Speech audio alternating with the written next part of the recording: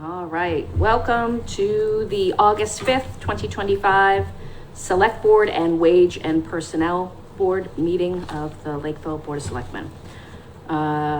Is anyone else besides LakeCAM recording this meeting? My name is Sam Tucker. I'll report with the Mascot Week today. Welcome. All right, now we're going to call the board to order. Plunkett here. Candido. Carboni here. Hunt here. I missed you. Me too. Me too. I'm all discombobulated. All right, and now actually we're going to do the Pledge of Allegiance. Flag is in the corner of the room. Pledge allegiance to the flag of the United States of America and to the republic for which it stands, one nation, under God, indivisible, with liberty and justice for all. Thank you, everybody. Welcome, welcome. All right, next item on the agenda is the Select Board announcements. Sorry for the crinkling. The treasurer collector would like to remind residents that their real estate and personal property taxes were due August 1st. Other current committee commission vacancies include the Zoning Board of Appeals, the Board of Registrars, the Cable TV Advisory Committee, the Conservation Commission, the Agricultural Commission, the Energy Advisory Committee, and an at-large member for the ZBA, or the Zoning Bylaw Review Advisory Committee. All of these details can be found on the town's Facebook page or on the website, www.lakevillema.org, under news. Item number 3. Yes, ma'am. I have a few that if I may. I would love you to. Okay. There were a couple of things that have happened over the last, I think, since our last meeting. We had our Purple Heart ceremony, which was held on Wednesday, July 30th. And member Plonka and member Hunt were both in attendance for that. Yeah, so very well received. I think it's just a great designation. I mean, it's kind of bittersweet, obviously, but, you know, to have that designation for the service that, you know, our residents have provided. Great. So, Madam Chair, one quick note, just for the record, for the public, there are 3 Purple Heart recipients that were Lakeville residents. None are alive. We're still waiting for that list from the Purple Heart Society, so we can. Okay. Our veteran VSO Christine Moon is working on getting that list. And do we put that list up on the signs as well No. as just the No, Purple Heart community on right, the signs? correct. Okay. the Arts Council has completed their summer series, and I believe that, again, very well received. Beautiful, you know, over at the town pavilion, just lovely. The center stage. Oh, the center, yeah.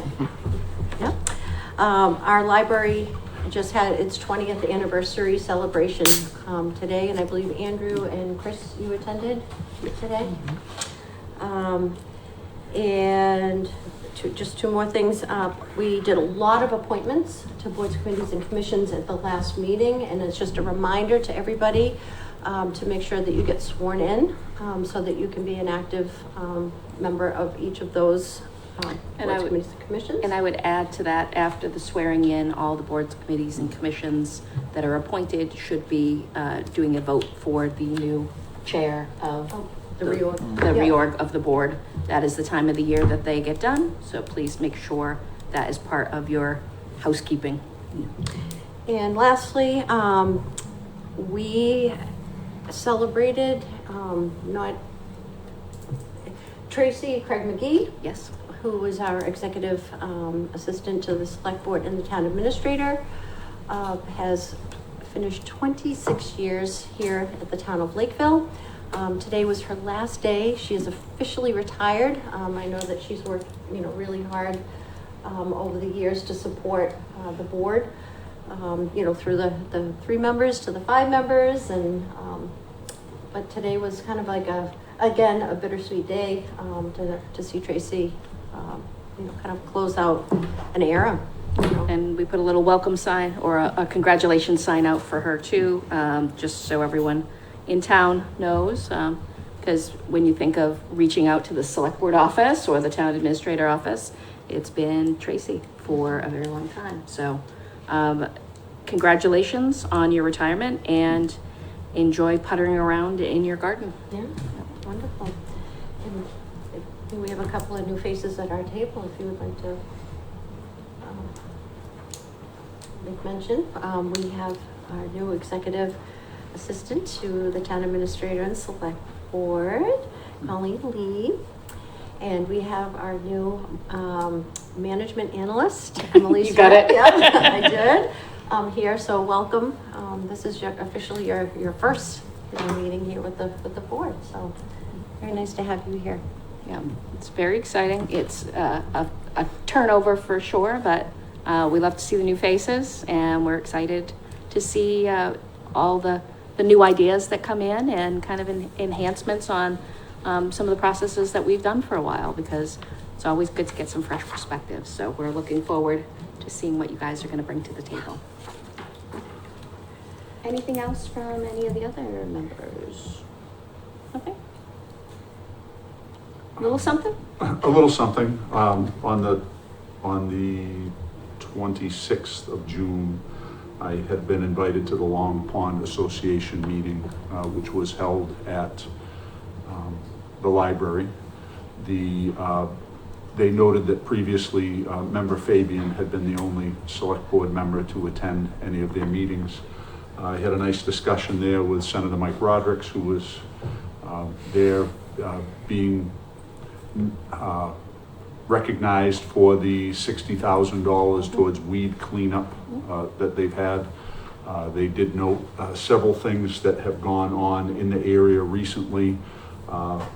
They are working together with the New Bedford Water Department to try and keep areas where overflow would move clearly off the pond, and instead of going across roadways, would go under roadways as directed. It's a novel idea. Yeah, it's a novel idea that they're working on that. They have a young man from the water department that's spearheading a lot of those projects. Most notably, if you pass by Cathedral Camp, you'll notice a project there between the area where they have the fair and the main part of the camp. You'll notice that a lot of the growth has been removed. That's been in part due to their project in order to get that moving. It's been a while since they've done any projects. Been an I think it was awful like long- 2019, the Yeah, last time they did a project. Yeah, it's been a long time since they've done some of that stuff. They hope to do a little bit more Good. in the area, and they'll keep us apprised of the progress. Good. Access to our ponds and safety Yeah. for floodwaters is always Absolutely. paramount for people Absolutely. in Lakeville. Yeah. Anything else? Anyone else? No? All right. Take it away, Andrew. Thank you.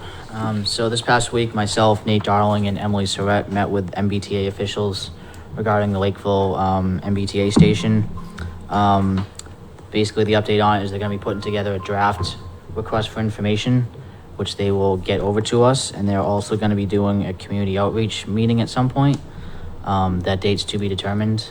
My sense of it is that they're actually looking at what we kind of mentioned at the last joint meeting, was they're looking at other solutions other than housing. Yes, because obviously Overwhelming sentiment. we're all set. Yeah. Of course, there's no guarantee. It's their property. They can do what they want. But I got the sense that they were seriously looking at doing what we were kind of looking to do. So, I think that's great, and I think the members of the town would probably want to be able to change the zoning to accommodate that, as opposed to changing the zoning to accommodate housing, which I don't think anyone would be in favor of at this juncture. right. I agree. We had 2 property auctions this past Monday. Received a total of $405,000 between the 3 properties. $200,000 of that is back taxes that we can collect on.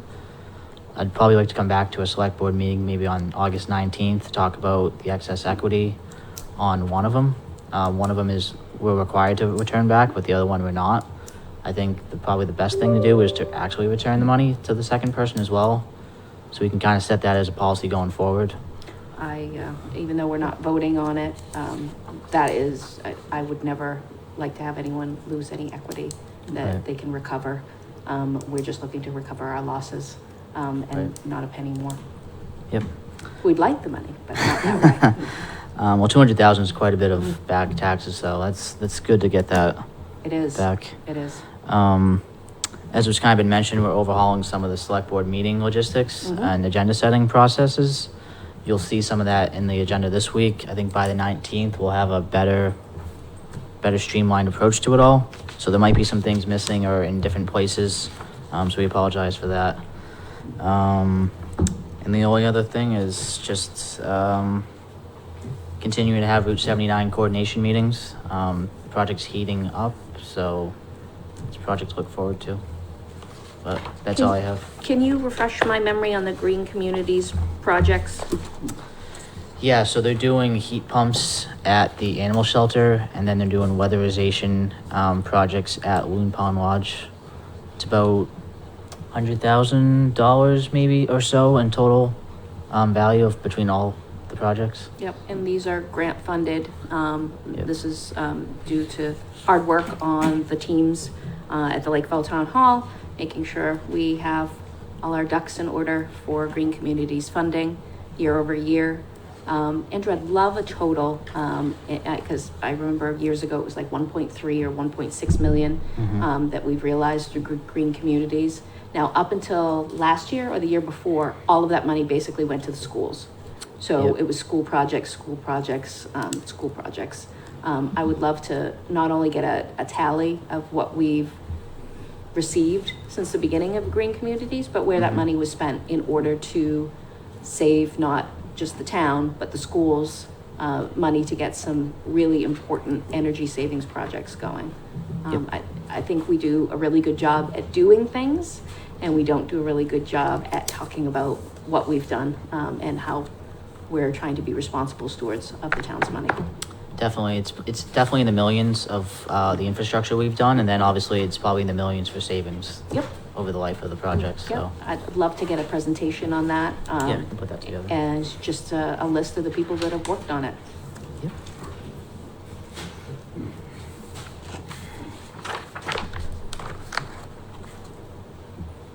All right, let us go through the select board minutes if we can.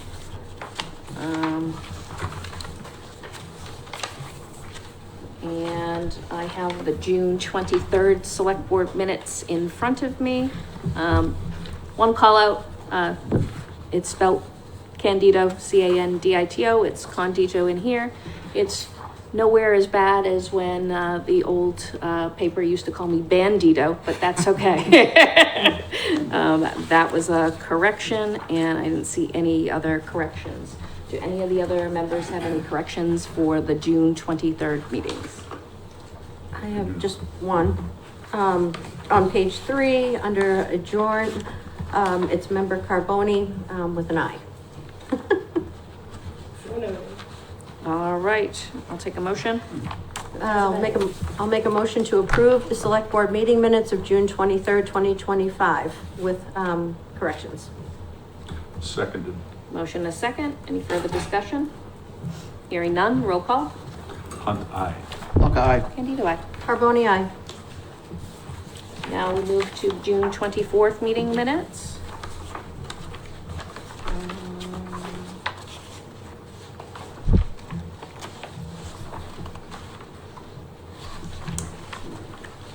I did have a couple of corrections, if I may. You may. On page 4, the first paragraph, discussion on performance evaluation process and goals for the TA.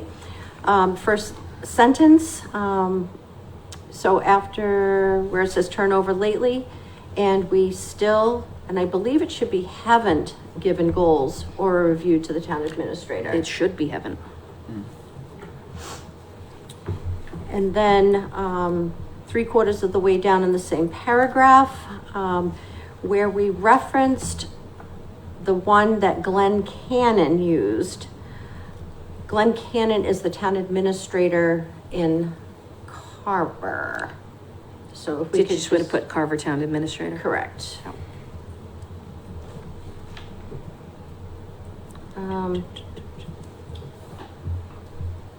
Yeah, it's very Let's specific. see.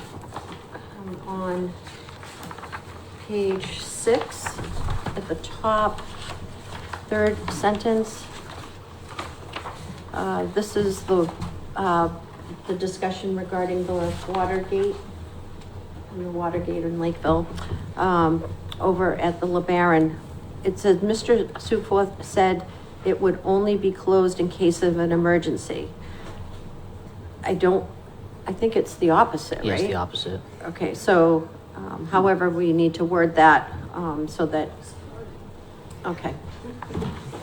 Are those the only changes, anyone else? So, Madam Chair, that same page, second paragraph, when, Kevin McMenamy is speaking, the fourth row, we are prepared to install the radios to the homes, and I don't know what that is, and I didn't get it, I was gonna go back I and thought it was watch connections. It's well, the The meters, is it the individual meters or that the, reads? Well, they have individual meters, but I think he was talking about something modifying the meters, I It's believe. the thing that reads the meters. Right. and Oh. but it's not a radio, is it? No. That's No, right, so it's no. basically upgrading it so that, to have a radio capability. Yeah, so you don't have to go out to each one. Exactly, You they get can it from drive the street. around, Yeah. right. We. So whatever that language is. I understand what you're saying. Yeah, it's good. If I have questions, Yeah, I'll reach out. let me know, yeah, okay, thank you. Yeah. All right, we have a couple changes on this one. Any further? If not, I will take a motion. I'll make a motion to approve the Select Board and Wage and Personnel Board meeting minutes of June 24th, 2025, with corrections. Second. I have a motion and a second. Any further discussion? Hearing none, roll call. Hunt, aye. Plug eye. Candy, do I? Carboni, aye.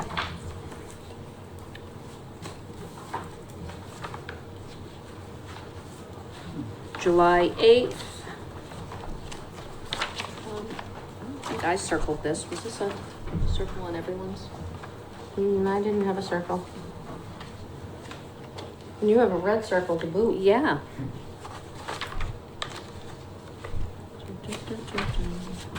These were the longest set of minutes and I didn't even have anything, so. That's impressive. It is, it's good. Remember Carboni goes through it with a fine tooth comb. It's a good coffee Yeah, meeting in the yeah. morning. Oh, we're on July 8th, correct? We are on July 8th, 2025. Anything for anyone? Yes. Oh, okay. Page 3, TA goals. Oh, let's see, where is it now? We have.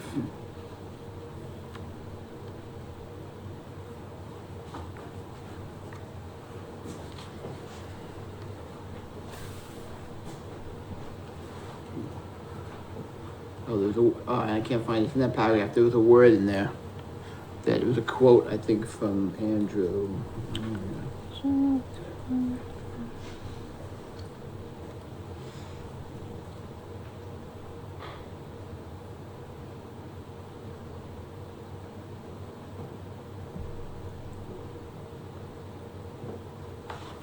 I don't see anything. I'm not catching Yeah, the anything. only- Oh, I found it. Okay, sorry. So 1, 2, 3, 4, 5, 6 sentences, 5 sentences from the bottom. I'm sorry. It was Michelle. Michelle, chair of the planning board, said they have discussed this, but we have meets and bounds.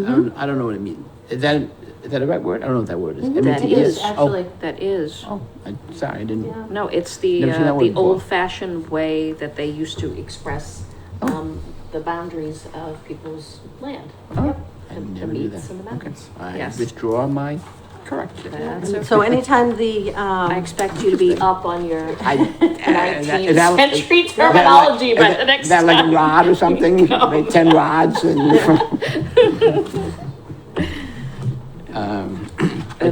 Then that's it. I No, will take a motion. Hold on, one more. So page 17. 17.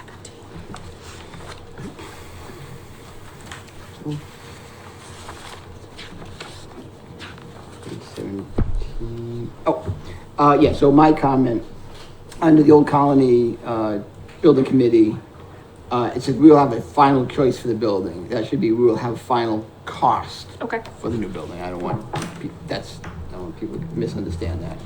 And one more on page 18, under the Rocky Woods discussion.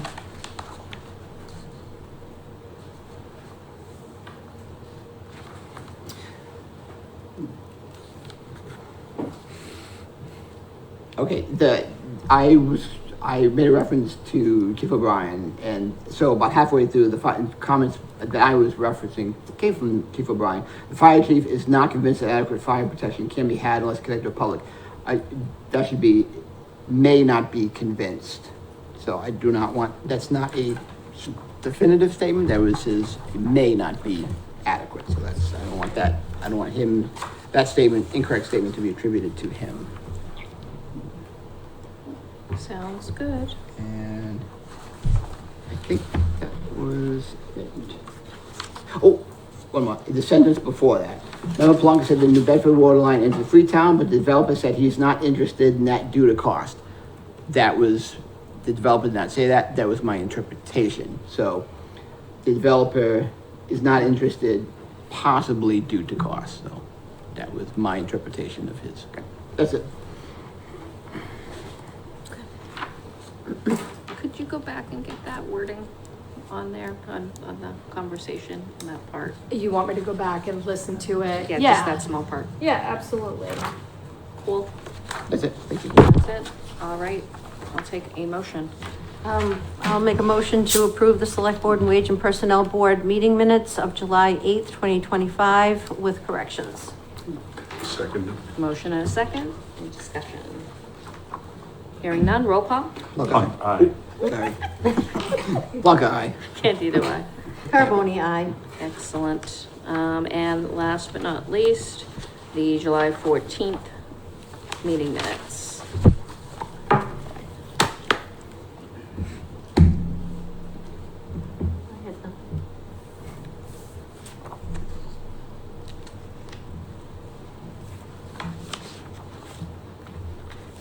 No, nothing. Okay. All right, I'll take a motion. I'll make a motion to approve the Select Board and Wage and Personnel Board meeting minutes of July 14th, 2025 as presented. Second. Motion is second. Any further discussion? Hearing none. Hunt, aye. I will abstain. I was not at the meeting. Got it. Andy, do I? Carboni, aye. All right. Agenda item number 5, we're going to meet with the Finance Committee to discuss and possibly vote a joint approval for Justin Tonini to the vacant position of Finance Committee. Finance Committee like to come and fill in some empty seats? Good evening. Nice to see you. Good evening. I'll call our meeting to order. I'll call the Lakeville Finance Committee August 5th, 2025 meeting to order at 6:10. Costin present. Right here. Beal's here. Thank you. All right. I'll let you. Sure. Thank you, Adam. So we received a letter of interest from Justin Tonini. I forwarded that on to the members. Hopefully you guys have had a chance to review it. And I don't have any specific questions to Justin, other than to meet him, I guess. Hi, Justin. Yeah, we haven't actually met. Justin, how are you? Thank you Got him, for Darren. submitting. No, I looked at the letter and the resume, and obviously he has a lot of experience in finance. I think he'd be a great addition to the team. I'll open it to you guys. Do you have any questions for Justin or? I don't think I had any questions for him, no. His resume was pretty solid, so. Yeah, I mean, I agree with both you guys are saying. It's, I guess my only question would be, do you have any questions to us? And if you do, could you please Yeah. come out?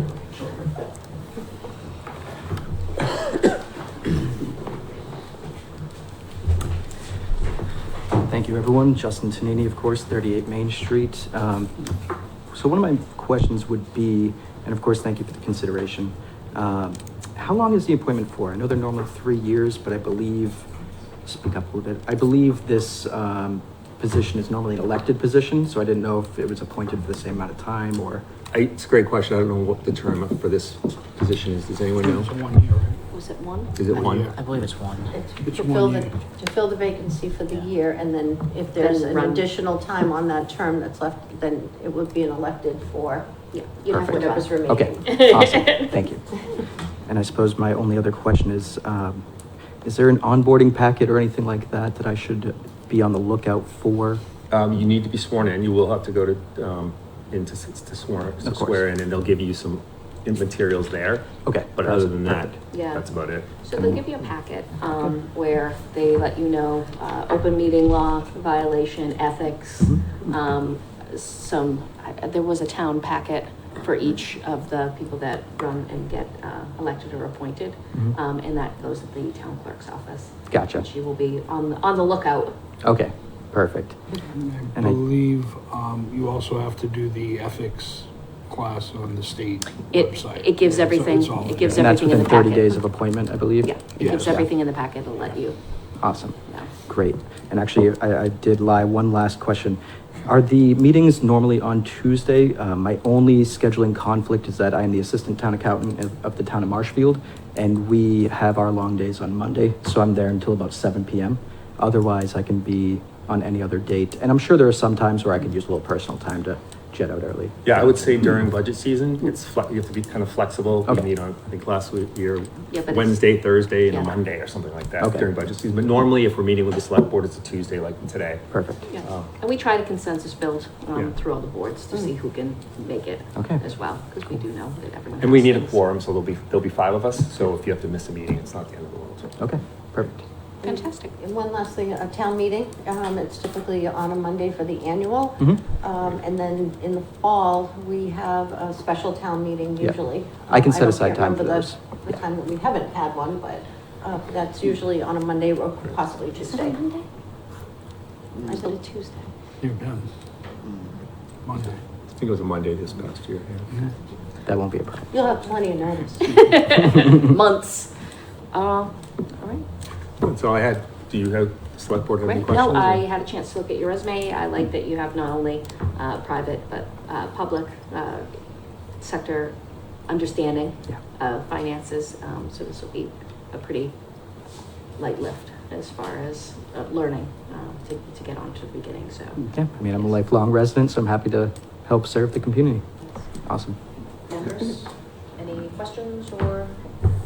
No, just appreciate anybody willing to come forward and help serve the town, Agreed. very much so, thank you. Awesome. Thank you. So I need a motion to accept the appointment? I'm Or to sorry. make, I need a motion to No, make the I'm sorry, appointment. what was this? Oh, Justin Justin Tonini. Tonini. I was the last Make the name. recommendation. I'll make a motion. Oh, for recommendation, approval. sorry. We make a recommendation to the I'll select. make a motion for recommendation of Justin Tonini to the Finance Committee. So moved. Second. Roll call. Costi and I. Right, aye. Beals aye. Great. And I'll make a motion to appoint, Justin Tonini, to the Finance Committee, to finish the term through the next election. Seconded. Motion is second. Any further discussion? Hearing none, roll call. Hunt, aye. Plug eye. Candido, aye. Carboni, aye. Welcome aboard. Thank you Welcome. so much. Welcome. We had one more item while you're here. Do we want to go to item number 8? Yeah. Sure, yeah. Yeah. That's fine.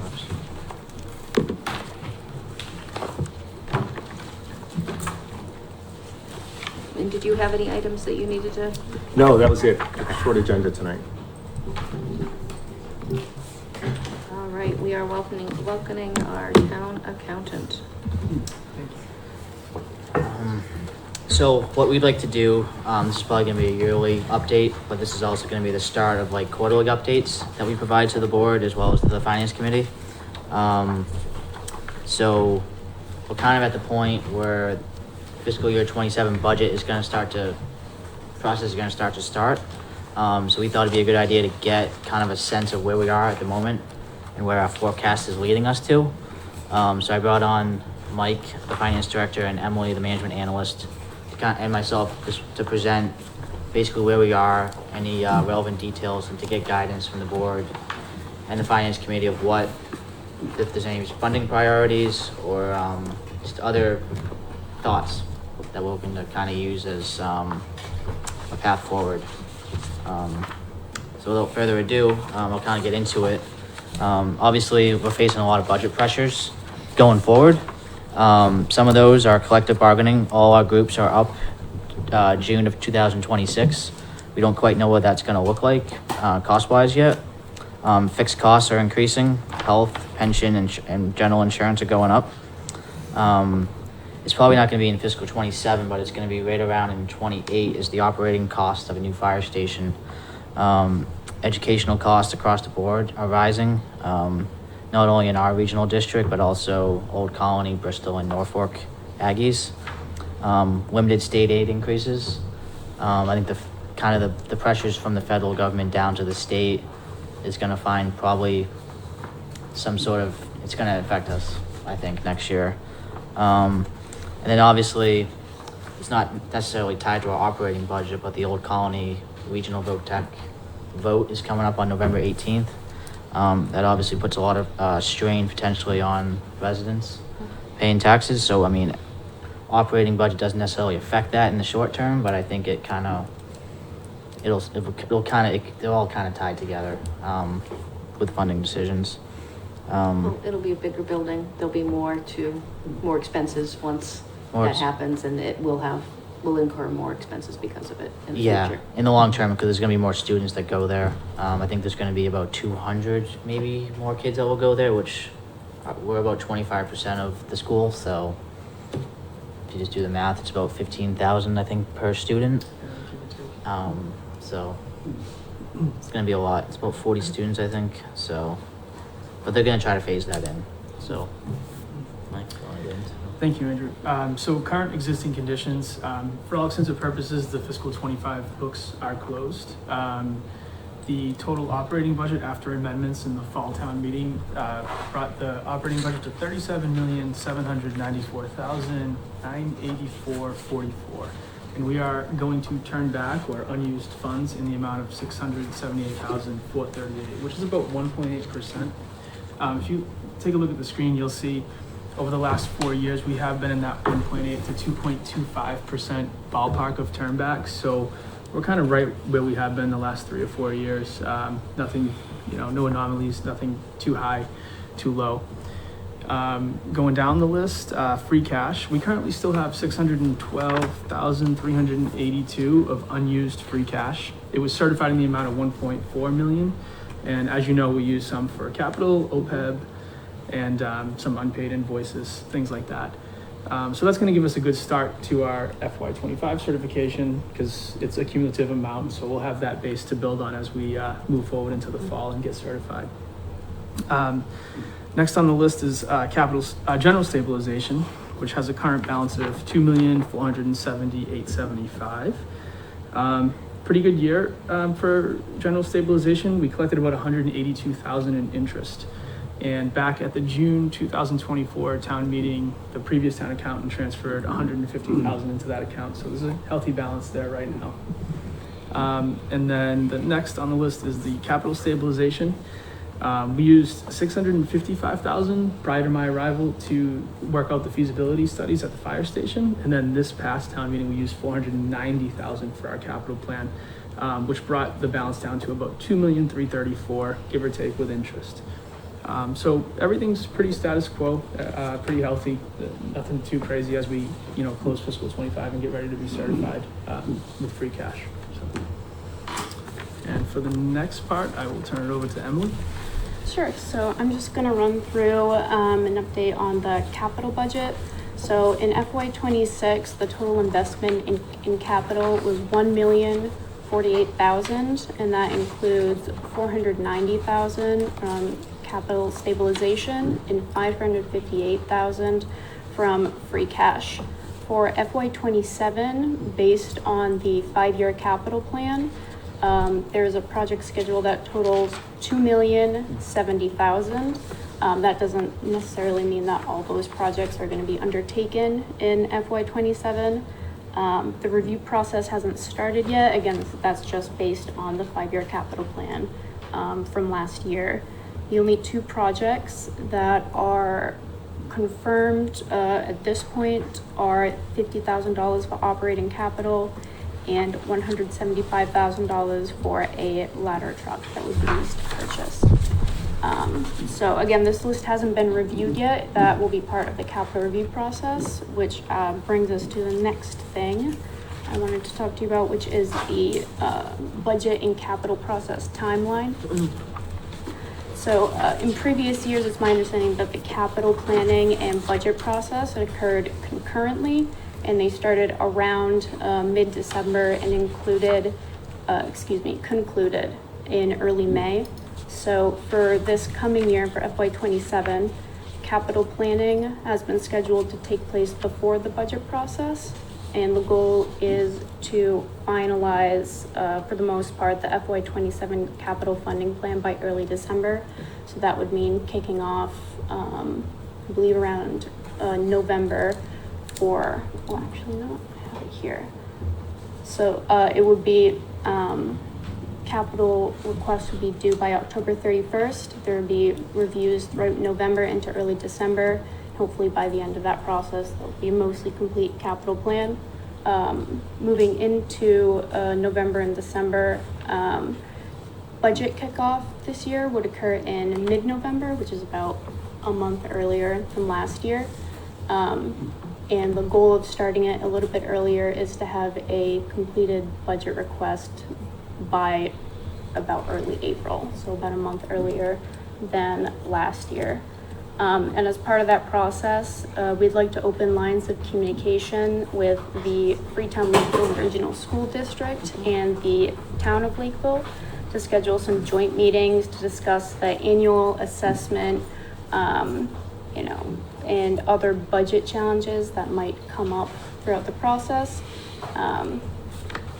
And yeah, so the goal here is to kind of just get the process wrapped up a little more quickly, so there's some more time before town meeting to work at any challenges. I think that's gonna be a smart strategy. My only call out here is last minute stuff tends to creep in, and just being mindful of the fact that over a hard winter, things can change drastically for DPW equipment, and immediate needs on that. So but by April, we should be fine and out of it. Yeah, our goal was to get a good sense of how much free cash we have left remaining, and I mean, we can get a lot of this stuff approved through capital expenditures committee, and then we can always come back and say, hey, something came up, Yep. let's meet again. Yep, just as long as we keep an eye on changing situations. Yeah, exactly. Frank's good about communicating, so Yep. he'll let me know. The next piece of this is we can kind of get into it with the sources and uses draft, but our economic development is basically non-existent at the moment. There's not a whole lot of projects on the horizon. And if they are, they're years away from hitting new growth. So we really don't have that to fall back on as in years past. One idea we're kind of kicking around, and it's going to be a discussion point with the select board in the future, is potentially doing a meals tax. I think years ago, it was turned down by the town. It was. And in that time, a lot of towns around us have started to adopt it. I think we're the last one. that has one. I want to say Rochester and Freetown may not have adopted it, but I can confirm that. The idea is to do a presentation and kind of see where it would, what kind of money it would bring us. Obviously, that's not a short-term fix. It's more of a long-term realization that we'd have to find. But yeah, we're not really. There's not a lot of, like, I guess, cavalry coming in the way of, like, No. saving some of the new We're gonna have to growth. save ourselves. Yeah, exactly. So there's tough decisions will have to be made. Obviously, I'd like to, like Emily had mentioned, open up the line of communication with the town of Freetown as well as the districts that we're a part of. Potentially the override might be a thing that we propose. But we'd obviously like to go over the sources and uses first before we kind of have that more in-depth discussion. I agree. Turn over every rock before Absolutely. that conversation happens. But just as everyone probably at this table is aware, that the way the way funding is working, and the retraction of some funding sources, and just the very different economy that we find ourselves in, that will have to be a discussion that we do have in depth, especially with whatever the school's going to present us for a budget next year, which will potentially be very altering for what we have in our operating budget. Right now, I think this is 58% of our budget goes to the school. Yeah. Yeah, back about 5 years ago, it was 55%. So the school continues to not just be the biggest part of our budget, but it is growing disproportionately to other parts of our budget.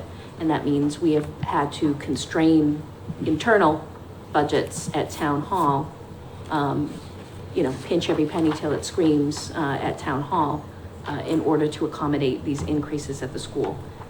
There is no shortage of increases at the school, and their contract is coming up again. They only did a 1-year contract. So my concern there is how big is that impact, because that's going to be the driving source in all of our conversations. Right. So we took a look at doing, it's almost like I call it like a playbook of where we're standing. Mike is more like in tune with this than I am, but Emily, if you want to go down to the sources and uses.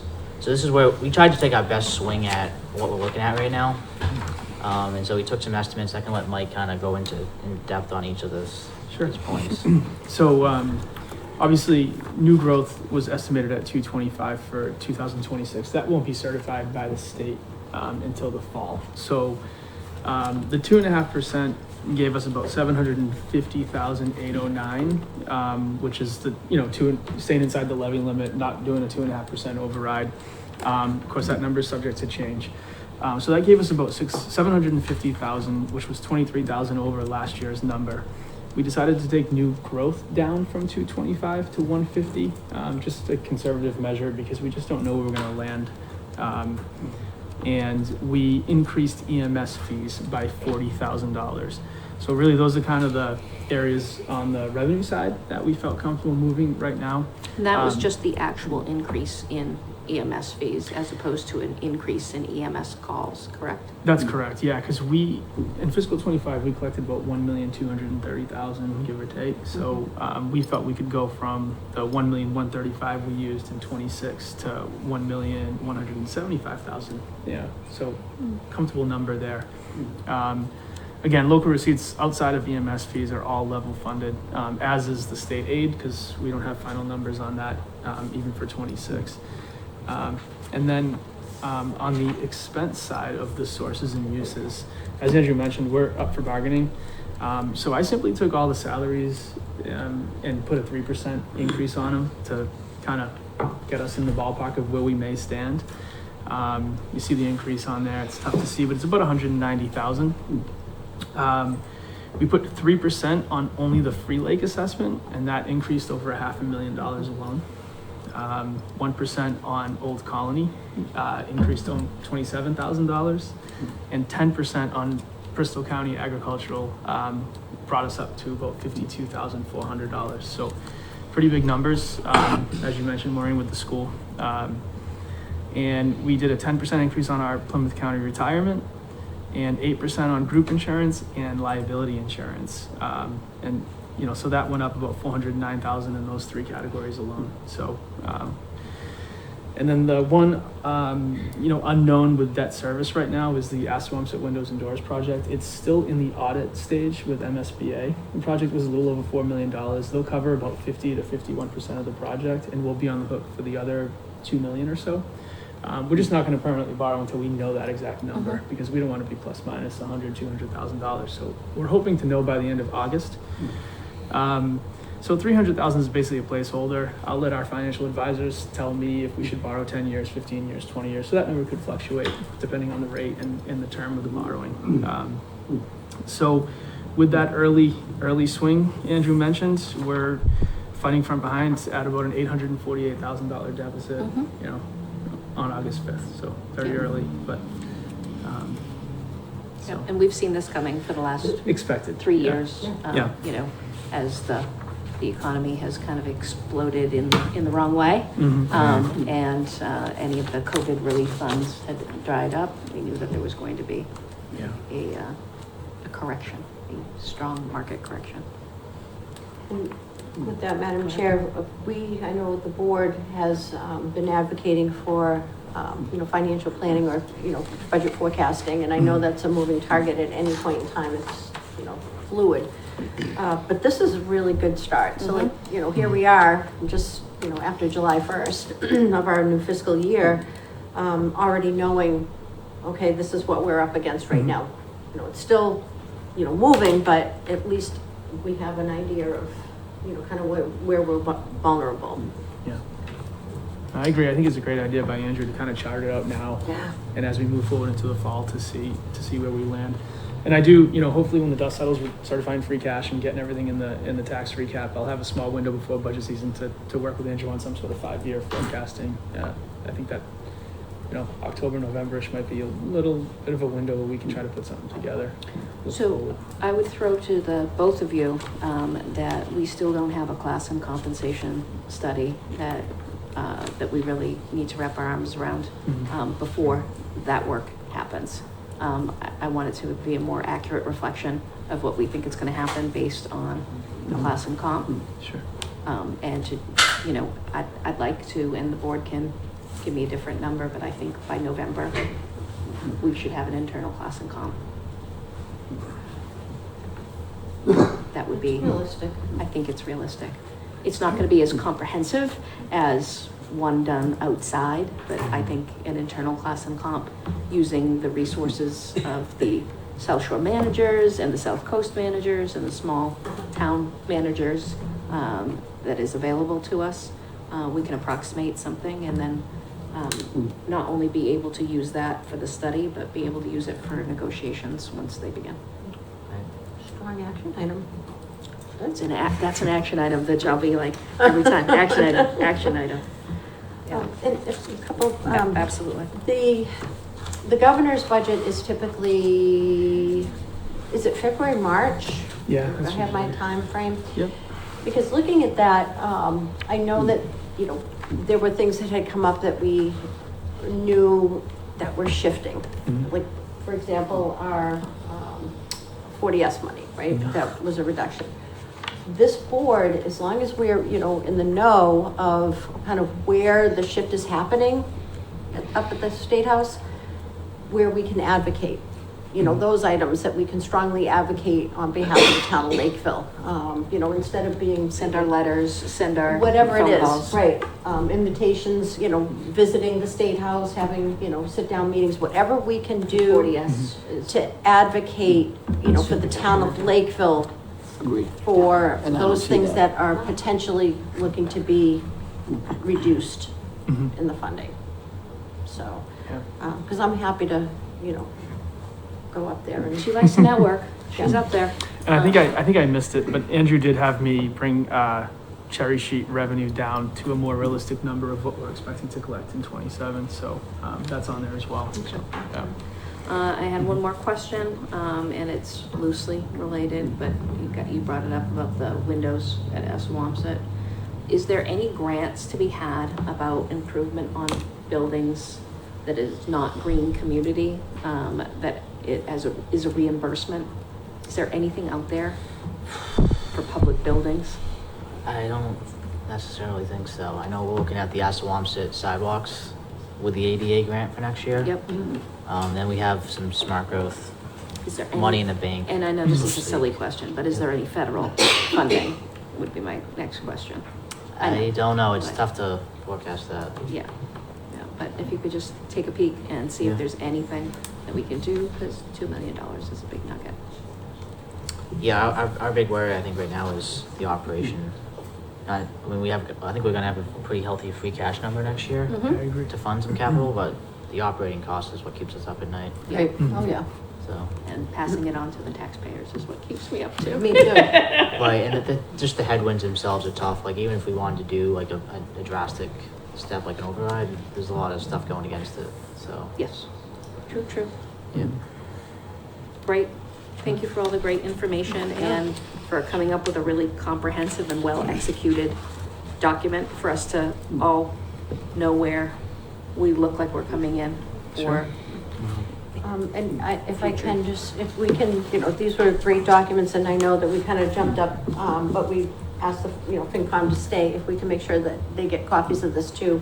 Because they're really good at keeping their notebooks and they bring it to all their meetings and so they're right on top of it. Yeah, Andrew did send this to us, so thank Yeah. you. And if, anything you have in the future, continue to forward it to us, that'd be great. Yeah, definitely. very good.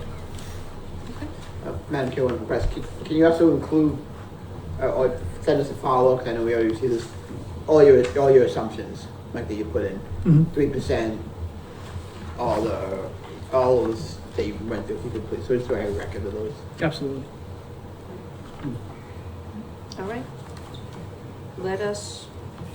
Let you. Do you guys have any new business? None. No? I'll make a motion to close the finance committee meeting. So moved. Costa and I. Right. Feels aye. Thanks, guys. Thanks, have a good night. Thank you. Have a good night. All right, moving right along. Meet with the Agricultural Commission. Is it just you? It is I. Crystal was here actually, and I think she had to. She was, Madam Chair, I'm the chairman of the AgCom under duress. Crystal Ing was able to make the meeting, but we did not have a quorum, so as you saw, she had a young child in tow, so on she went. Joan Morton called just prior to the meeting. She is in the process of putting up and baling hay today and is unable to make it. And Cynthia Barber is in Maine with vehicle trouble, so she was unable to make it. Joan was one of the people that spearheaded this initiative. I know that she worked with Member Carboni on this to get the right to farm signs put up in the town of Lakeville. That's an item that was on our agenda prior to COVID and has finally come to fruition many years later. We have picked our signage and taken a vote on it as an AgCom. It's going to be a very familiar looking sign. It'll look similar to the Rochester signs with a tractor on it. I think initially there was discussion that there were going to be 30 some odd locations where signs could be put up. That list has been shorted greatly to the point where I think we're going to piggyback the Purple Heart signs and be on the same post as they are in order to save everybody some money and save everybody some space. It also visually focuses people on the same thing. Visually, you're going to get a multitude of colors as you come into Lakeville and see what type of things are important to us. I think that actually brings the number down to 8 to 10 locations. 8 is per plot. Yep, 8. Okay, so 8 locations. So that number is going to change a little bit on the paperwork that we've seen. I don't know that it was 100% necessary to have us before the board tonight, and It's just about the allocation of the funds. and so I think with the select board's vote, if the member that makes the motion may want to say that it's down to 8 signs and related fees, So I could say up to, but no more than. no more than, Yeah. a lot less than. Correct. But again, I really just wanted to recognize Joan. She's in a pinch right now with cutting, baling, and putting up hay. So the heart of the agricultural world right now. I really appreciate everything that you guys have done. And I know it was no small feat getting the Right to Farm going, and everything had to stop a little during COVID because the state government stopped during Yep. COVID for a lot of those things. So I know it's a labor of love for all of you. Much appreciated. Can I get a motion? Where is this coming out of? Where are the funds? It'll probably come out of contract services. Okay. in the select board. Can I have you make the motion acknowledging the fact that it's significantly less in a number not to exceed? Yeah. I'll make a motion to approve the request from the Agricultural Commission with their recommendation on the right to farm signs in the quantity of 8 and funding to through the town administrator come out of contracted services. And a number not to exceed. No, but whatever, 2,000? Yeah, Not to exceed $2,000. sound good? Sounds great. All right. Can I get a second? I'll second that. A motion and a second. Any further discussion? Hearing none, roll call vote. Switching hats, Hunt, aye. Indeed, do I. Carboni, aye. Yay. Yeah. Thank you, Right, thank you. that's what the sign's gonna, which one over here? This one, F. right over here for everyone at home. And I'm Great. sure that everybody that has entered the building this evening knows that they're in a right to farm community. They were blessed with the fragrance, Yes, there was. pleasant fragrance. Is, Of liquid fertilizer. yes, good times. And then maybe sometime the Agricultural Commission can come before us again and we can talk about farmer's market again. So that is on the agenda of our next meeting. We are, now that the Purple Heart program has taken off, Christine now has the space to work with us. They're talking about a veterans gardening project. Oh, yes. We also had a member of the community come forward with looking for a food co-op and also the farmer's market. So we're actually trying to tie all 3 in together support-wise so that we could all endeavor in the same direction. That So would be fantastic for the we people. will be in front of you at some point, but the next AgCom meeting, that's on our agenda. I appreciate it. Thank you. Agenda item number 7, meet with the planning board to discuss the ongoing needs of the planning board. Would any members of the planning board care to have a seat? And I know member McEachran is on a Zoom meeting.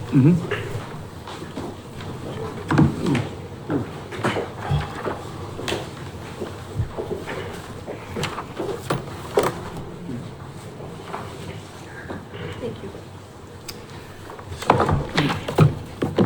Thank you.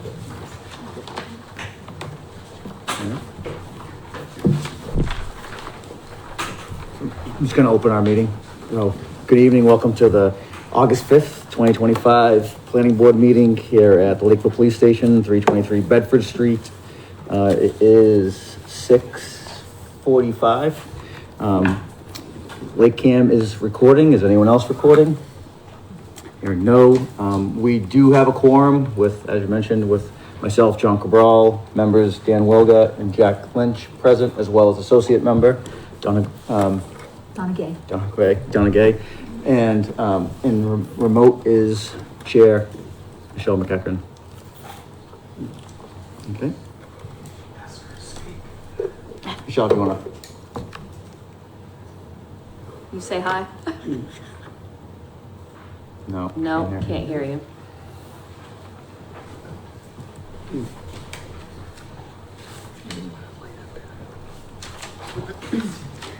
All right, well, give it a second, I guess.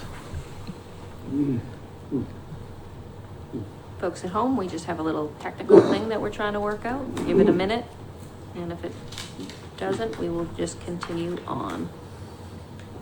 You guys do have a quorum.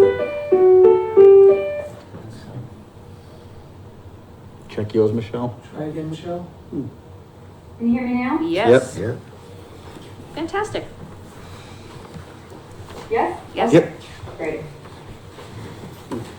All right. Who would like to start? Do you want to start, Michelle, or do you want me to? I'll go for it, John. Okay.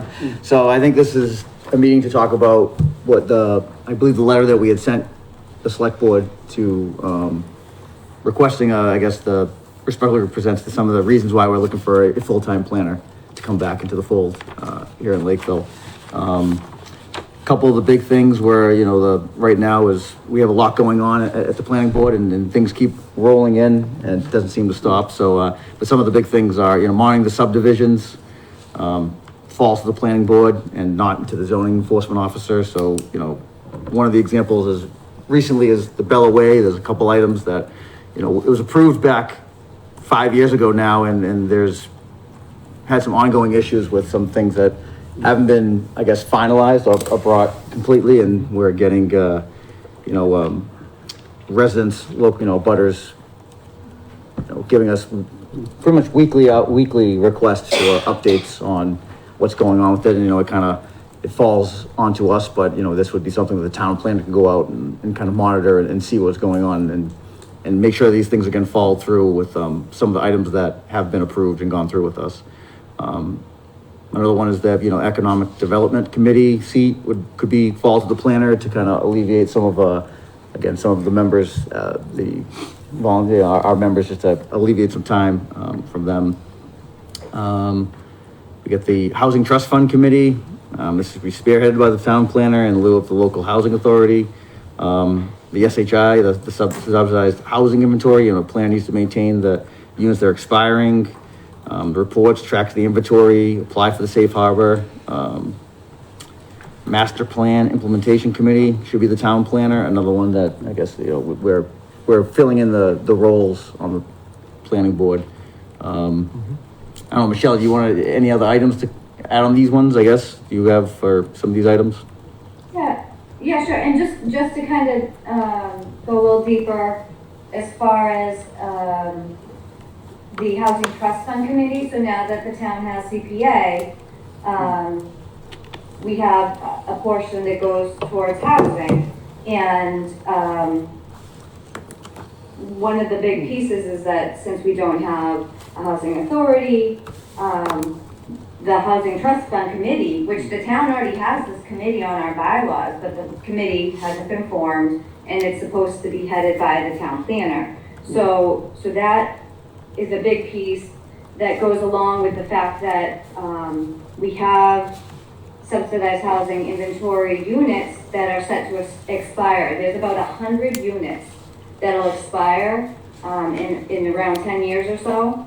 And it's a big process to try to maintain those units rather than see them fall off the inventory. Everyone knows that when we reach 10% SHI units compared to our market rate units, that we're able to turn away any 40B developments that are looking to come into town. So we do want to maintain that safe harbor so we're not overwhelming our schools and first responders and all of our resources in town with the high density developments that would come along with that. So it's essential to maintain those units, and that's actually a number one thing that people want to see their CPA housing fund dollars used for. So that's a big part that not just, it requires a planner who can work with the various other entities that should be involved in that. When we met with Master Plan Implementation Committee the other day, Rita Garbett, she actually brought up the fact that the reason Master Plan Implementation Committee was formed is because the town did not have a planner. And that role really should be filled by a planner, not a committee. So, and you all know that you're getting these new committees going again, or getting the old committees going again, with the ZBRAC and the economic development committees. And so really what you need is someone in-house who's able to be the carry-through for all of these committees in order to get anything done. I know even the last time I had been at a select board meeting talking about town administrator goals, special projects like zoning maps, the buildable land area, which is another safe harbor. Those are projects that are, suited for a planner to be able to get those projects going, and not just to do those projects themselves, but to also look for the grant money that's out there, because that's another part of, you know, when we had the town planner this past year, we saw how valuable it was to have a good person in that role who has the contacts, who knows what grants are out there, who knows what other funding is available, and any other resources that are available to be utilized in order to get these projects done that we're looking to have done.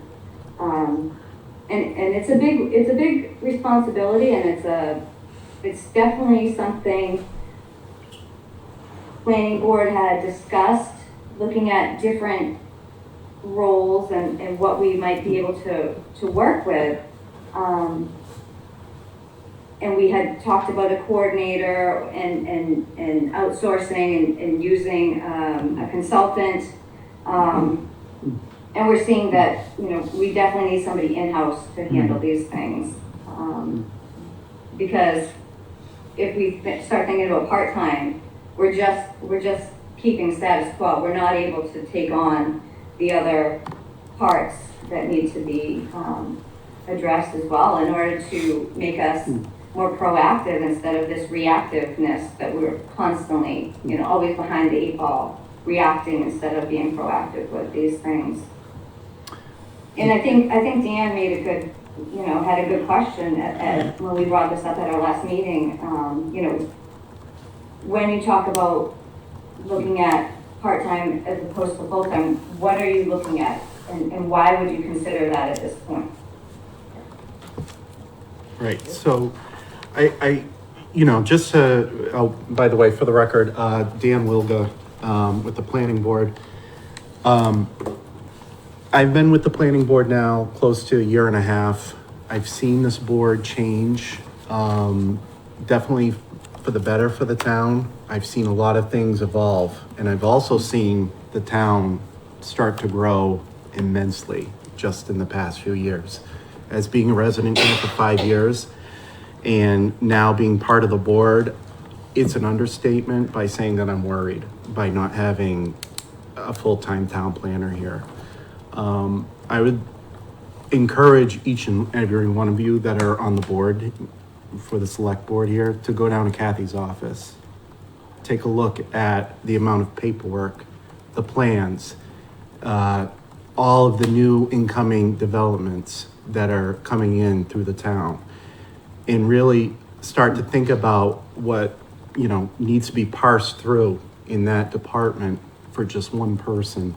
Having a full-time planner, what I did learn with Nancy being here, even though it was a short time, was how valuable the expertise was that she brought to the table, as well as a lot of the insight from other towns and the experience.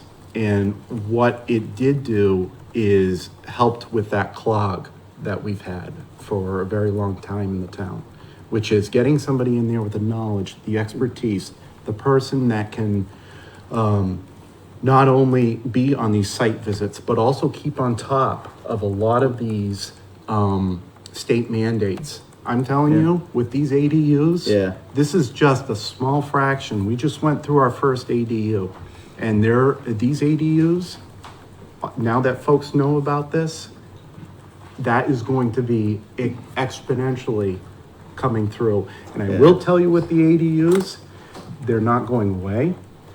The state has pretty much laxed a lot of the laws with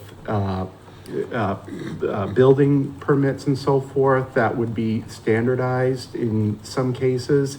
A lot of things are changing, and they're changing by the month. And we get informed, luckily by Kathy and other members, of, you know, what the state's plans are. And you have to remember, we only meet twice a month, and the volume is increasing.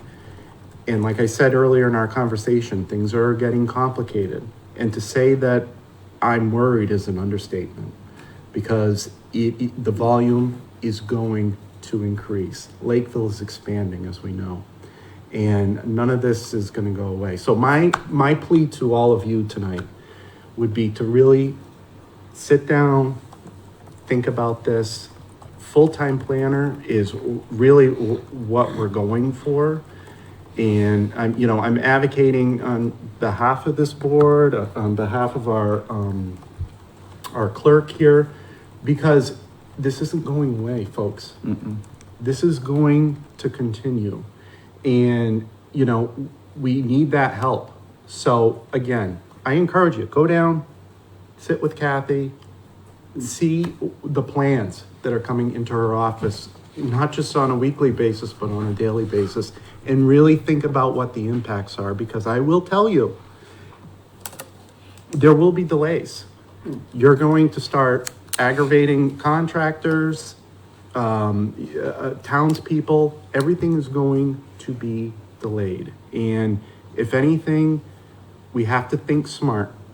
We have to think fiscally smart about this. We have to get a really good person in here that really has, again, that knowledge, expertise, the certifications, and can really set things forward. Because as of right now, we don't have anybody in there. And when I went down there today to sign some paperwork, the workload is continually increasing.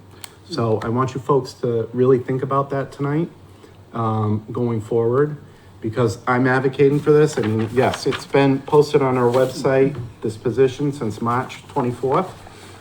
It's full-time position. I would like to see it stay that way. And I would like us to really collaborate. I'm excited to be part of this board. I think we all, we have a good synergy with a lot of the other boards. And I'd like to see this really come to fruition. Madam Chair, can I add some context here? You may. So this board has been an advocate for a full-time planner, right? It's been in the budget, and so when we didn't have, we had a hole and we're getting into a difficult, budget cycle, we held the line because we know how important the full-time position is.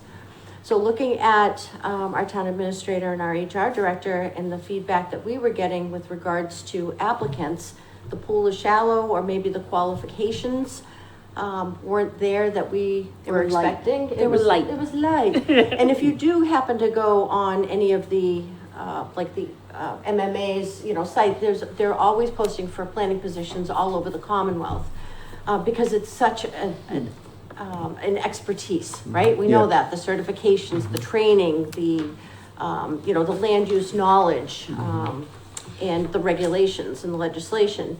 So at one of the previous meetings, when we were having the discussion about the planner, it had come up about, and I believe I brought that up, that, have we looked at a part-time planner that maybe somebody that was retired that only wants to work, so many hours. And someone with the experience that you guys were were looking for and deserve, right? For the work that's, coming into the office. So it wasn't to negate anything that, we had set in motion.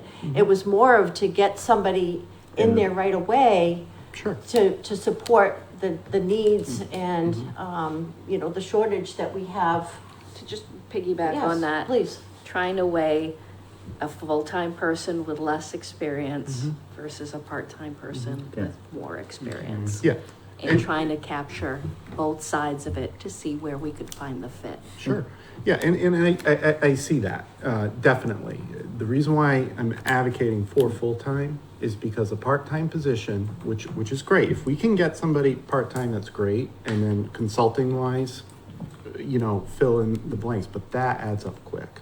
Consulting fees and so forth. Just coming from an operations background, I've been there before with part-time, and they can only work so many hours. And then everything shuts down for the day, half a day. So yes, will it help? Yes, but at the same time, because again, this board has discussed, and like Michelle had said, we were looking at having, maybe somebody come in that could come in with the consulting background, but, because there are companies out there, but, they're based on hours. So you can go through those hours very, very quickly, and this town has to be prepared for overages, which, as we all know, and what you said, Madam Chair, you know, we're really squeezed right now for funding. We are So, definitely squeezed for funding. So I appreciate everything that you've brought forward, and I don't think we're hearing anything new as a board. We know, that, you know, you guys are critical, your success is critical, and us finding a way, a pathway to success is critical. It's just what that pathway looks like that has been challenging. And I did have one question on something just for my own personal edification. On the monitoring of subdivisions, isn't that supposed to be a billable service back to the builders on the monitoring? I don't know what the circumstances on that one would be on Okay. Bellaway. I don't know. Okay. And So we would bill peer Yeah. review, but who is gonna be sitting in the office, making, and saying, okay, well, they haven't done this, now we have to, you know, send peer review out. Like, it needs a constant monitoring, which we just don't have, and like John had mentioned in the beginning, we have abutters for a specific subdivision who have been emailing on a weekly basis, asking for updates, so then it falls on Kathy, and Kathy's doing her, you know, normal day-to-day stuff, and now she's gotta be chasing engineers and trying to find status updates from them, just in order, and then we have to look to town council. Okay, so if they're not responding, now we have to have town council. Okay, can we utilize the funds? So it's just, it adds to the workload, and obviously if we have somebody in that seat monitoring, so ideally, somebody who should have been there from, you know, day one, monitoring and making sure that everything was done and not missed, because unfortunately there were things that were missed, and the last lot was released. So, yeah, it's something that we could have peer review and build them back for peer review, but we can't build them back for time, office time in town hall, you know? Yeah. So that's, I think, the difference. No, but that you answered my question, is this billable through peer review in order for the monitoring to happen? So that's helpful context, because it's not my strong suit. Other members? Yeah, one question for the planning board. So you noted that growth is through the roof, I think is kind of what your words were. Clarify that type of growth, because our new growth is significantly down from our budget perspective. So are you talking existing renovations? It can't be new development, because we know new development is significantly down. So is this workloaded from renovation type and stuff? Or I don't. We are still getting subdivisions in pretty regularly, and now with this new ADU, now that those come before us, we saw our first one, it's going, and we can kind of already see some of that kind of learning as we go. It's morphing into it. We feel that we're gonna get a lot more of those now that people know, now that the ADU is out in the state, where, people are going for that more, and I think we've already had a couple other applications for a few other ones, so we know that those will be coming soon. As people can't build more, they're gonna start building these ADUs on their property, and there's kind of a lot of, not gray area, but there's a lot of areas that are kind of still undefined with the state, that we can't clearly put into a box of saying, yes, you can do this, and no, you can't do that. So, we've had that in a couple of ones where we've had to meet with town council to ask questions about this, because it's all uncharted So territory it's for all a all. little bit theoretical right now, because the stuff's just coming in as in buckets, I mean, because to Member Plonka's point, where we were down 80% 2 years ago, and we were down another 20% last year on building permits. So, I mean, when you're coming and saying you've seen growth, that growth is not translating to what we're seeing, which is a decline in building. We see a lot of things on the horizon, like those big projects that, we're all, quaking a little bit over, but those are a couple years away. It's on the horizon, but right now, when we're talking about what's going on in town today, we're not seeing the fruits of what's going on, so it's not correlating to the numbers that we're using. and that's fine, but you have to, And Madam Chair, if I can add, just, so you're talking about, for example, 43 Main Street. They went through site plan review. So those have been heavy lifts for planning board over this past year. So you might not be seeing building permits going up yet because maybe they just have gone through site plan review, or maybe they're, still with Concom and they haven't gone for permits yet, or because the hospital still hasn't been taken down. All these other things, but typically we have had planning board in my going on 6 years now. There's been a lull throughout the winters. This past winter, no lull. There has been no slow time. It has been constant, and just reviewing the 2023 versus the 2024, which we we're just putting together the Annual report. the what? The annual report. Yes, so there's a huge jump. It's huge. We went from like 2 and 4 to 4 and 9. Through planning board. So what Mr. Plonka is saying, it's definitely not what we're seeing. We're not seeing a decline. We're definitely seeing no lulls this year at all, and so, like the other planning board members are mentioning the ADUs. So when we met with Master Plan, Joe from Concom mentioned how they've already seen 3 ADUs. So if, maybe they're going through conservation first and then Board of Health and come into planning board. So we've only seen 1, but we know that there's still some more on the horizon. So Helpful. that's definitely another piece. Thank you. Member Plonka, did you have a follow-up? No, I do not, thank you. Excuse me, could I just add something to that? Because I think what you're not thinking of also is the planning department also encompasses the zoning board. The zoning board is responsible for comprehensive permits, which that entails a lot of work. And for instance, like I planned my vacation 2 days off the week of the meeting, so I wouldn't have to be stressed. And I came back to a box of ZBA applications. There were 5. And the department is time and deadline driven. So even though I would have liked to have left at 5, switch that, it had to be 9 because I can't say, well, if I don't advertise this, it doesn't matter, because it certainly does. So just something to also keep in mind, the planning department involves also the zoning board, and that can be very intensive sometimes. Thank you. Member Carboni, did you have anything else? If not, I was going to open it up to our town administrator. Oh, thank you. I was gonna say, I agree with Dan. It's been posted since March 24th. I don't intend to really get another applicant for this position for full-time. The applicants that we have gotten recently, it's been me cold calling people, to be honest. And the feedback That's tough. The feedback they get is like, just the job doesn't pay anywhere near enough for the stress of a job like Lakeville. That's How dare they? that's generally the feedback I get, and it's discouraging, obviously. Yeah. But yeah, and it's one of those things we have to get creative in some degree, whether it's a different staff member.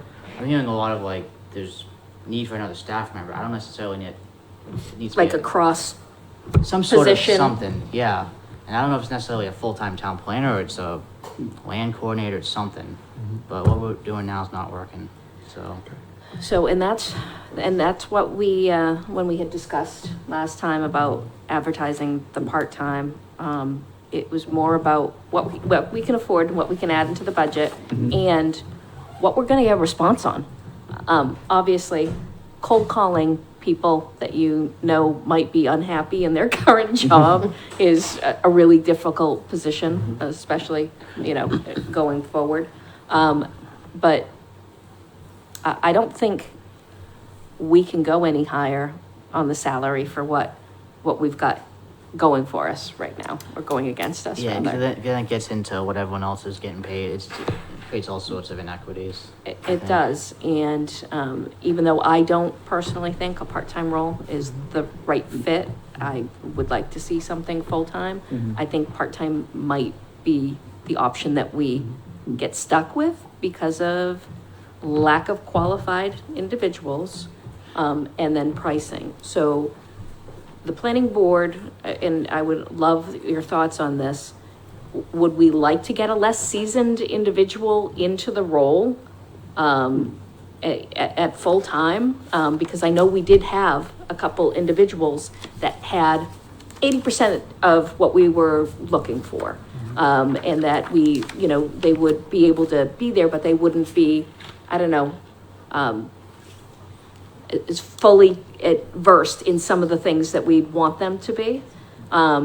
Or would we want someone that's fully versed and that is there a little bit less time? And what we get might not be what we want or what you guys want, but I just wanted to know just the flavor of the board. You know, if we had to make a decision on which was the priority, is it having someone that has all the availability that we need, but not maybe the most time and experience in? Or is it having someone that has the time and experience in, but can do it on a little bit more limited basis? Right.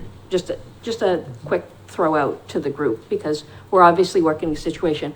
March is a very long time to have a job Yeah. like posted and not have bites. And the bites that we've had come in, with the exception of very few, have come in through legwork.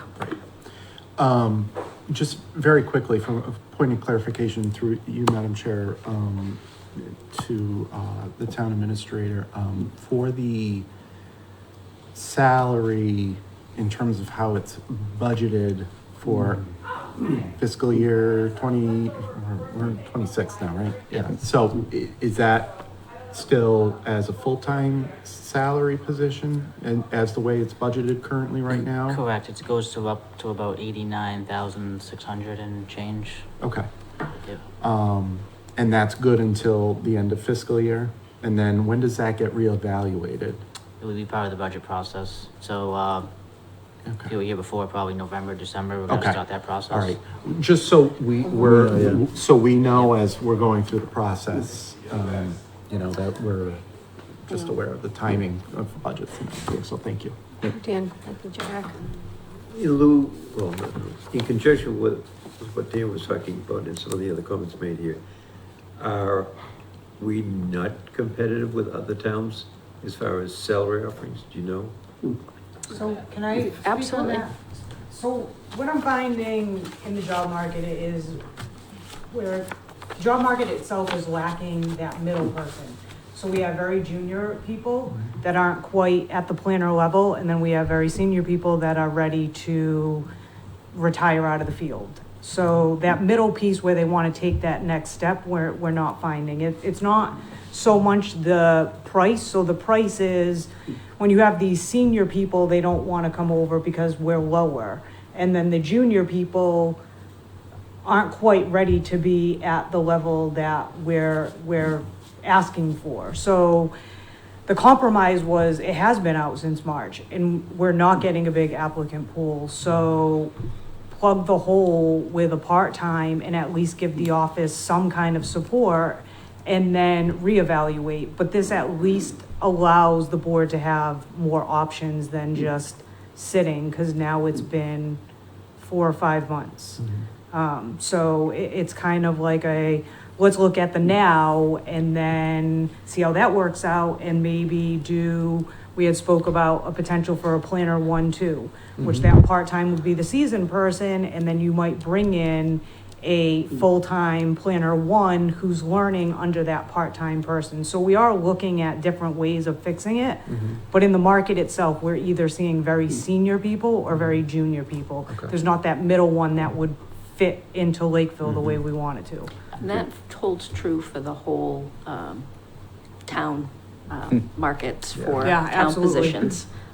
Because big money lord, a bunch of people away, and the people that were here for a while are in high demand now. And we can't put ourselves in an adverse position, but we don't want to continue to have you guys in an Right. adverse position. I just don't want to lose that budget line item. Yeah, I agree. So that's where I'm at. I would say a lot of comparable towns to us are getting creative. Rochester has a 24-hour-a-week person. She's also our interim town planner. She's getting paid, I think, like 60, but she's working only 24 hours, so it's a benefit. She does telework. Mattapoisett and Acushnet have a dual How do they get town planner. around with the 24 hours? Because the magic number is 19 hours before they're considered full-time. Well, it's full time, I guess, but it's just not 40 hours, it's It's not- 24. But it's not benefited full-time or like, So the state of Massachusetts is wonky because when I looked it up, it actually, there's no required number of hours to separate full-time from part-time. You could essentially say that anybody working up to 30 hours is part-time. There's no law that says after 20 hours, it's just the way that pretty much every municipality has adopted it, considering that 40 hours is full-time, so half of that, is it? 20 hours would Is it be in our part-time. contracts? Do we have it in our contracts? So it's in our the employee language? handbook that up to 19 hours is part-time, not benefited, and then 25 and over is benefited. So we actually have a little bit of a gap. Interesting, right? Uh-oh. But, I mean, are there other solutions? Is there a taste to have this part-time role go out? See what we get for bites, because we're obviously not getting bites on the full-time role. And if that doesn't work, to revamp that original role to be a little bit on the lower side as far as qualifications, and then be able to keep our person that's 10 hours a week and that person in order to bridge those gaps that you're seeing. Like, is there a taste for that?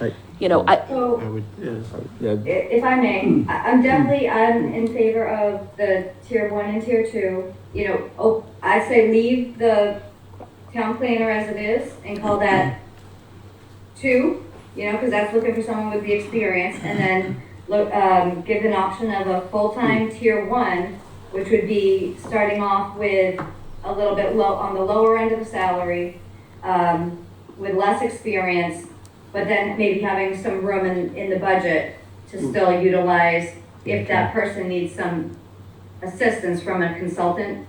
Because I feel as though as long as they have like some sort of a base, whether it's education or experience of a couple years as opposed to 3 to 5, which is I think what the job position has right now. I don't have it. So I'm personally in favor of the tier 1, like tiering it. Leave the full planner open, create a second tier where it's a little less pay, a little less experience, and see if we can get, because I think one of the individuals that we interviewed would have fallen into a category like that. And potentially if we had maybe some budget room for her to utilize some additional services, it may have been, it may have worked out better. I'd like the thoughts. I mean, I'd still like to see it full-time though, not part-time. Gotcha. I'd like the thoughts of the board. Madam Chair, just through you, I mean, my first thought is, I understand the concept and I think that's great if we had a full-time person. Because I always think of, anything that we do when we're trying to help build somebody is like we're a teaching hospital, right? I would hate to bring in somebody, where we're a teaching hospital, we don't have anybody to teach them. And you've got some pretty significant items here that require some ability to forward think, and know if there's something falling off. And I would just be concerned that this person, it would be too easy to call the consultant or call for support. You all are elected, so you all know how difficult it's been with the learning curve for the time. And every meeting you get a little bit more and a little bit more. But this particular role for a planner, like I said, the certifications, the experience, the networking, staying up on the rules and the regs. It's a lot. So I know you need an immediate support. Keeping the planning position open as full-time, are we gonna find somebody at that higher level? And then revisit about maybe having an opportunity to bring in that tier 1 down the road for, extra support in the office. But I don't wanna lose out on having somebody with knowledge in the office to help guide you. Madam Chair? Oh, I had to look around. I'm just curious about recruitment and the process for recruitment and strategies for recruitment. I don't know if we reach out to local colleges with students who may have just graduated that, could be recommended or might be interested, so what? But that wouldn't fit the criteria that's in the job description currently. There's a experience criteria that was in the job description that someone just graduating would not. With a bachelor's degree? And How many years? Did we have 5 years experience? 3 to 5 Yeah. years experience, and a bachelor's Yeah. degree is what we're looking for. So it misses, it again, it puts it into that lower category somewhere, but not into the category that we had when we first posted the full-time role. I can go into like how I recruited people if you want. Yeah. I basically pulled up Thank you. every town in southeastern Mass. I kind of know basically who works as a town planner in pretty much all of them. And I have a lot of good, solid, high-end town planner contacts and say, do you know of anyone looking? And they say, not really. And like, And we advertised on the place that we all go for, in the MMA website. MMA, Which is the, posted on the planning, there's an Yeah. actual planning, Massachusetts planning one, I posted on there. Facebook, our webpage, it's been blasted around. so what I basically did was cold calling, basically Yep. assistant town planners. Because most towns pay more than 90,000 for a town planner. And I kind of said, do you recommend anyone? And they, to be honest with you, they kind of said they wouldn't recommend to go to a place like Lakeville. Because it's up with a lot of these projects like Lakeville Country Club, LeBaron, Rocky Woods Hospital, they're all high-end controversial projects.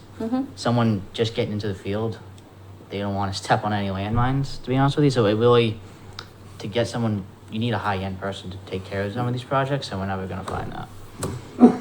So Maybe a that's like, part-time retired person. maybe a part-time retired, but that's like the brutal honesty of. that someone doesn't care anymore. Like, Yeah. landmines, bring them on. Yeah, so. Jack? In conjunction with what you just said, if you've been to the Lakeville Hospital meetings, when Rhino's in there, they bring in their fairly well-seasoned engineers and architects.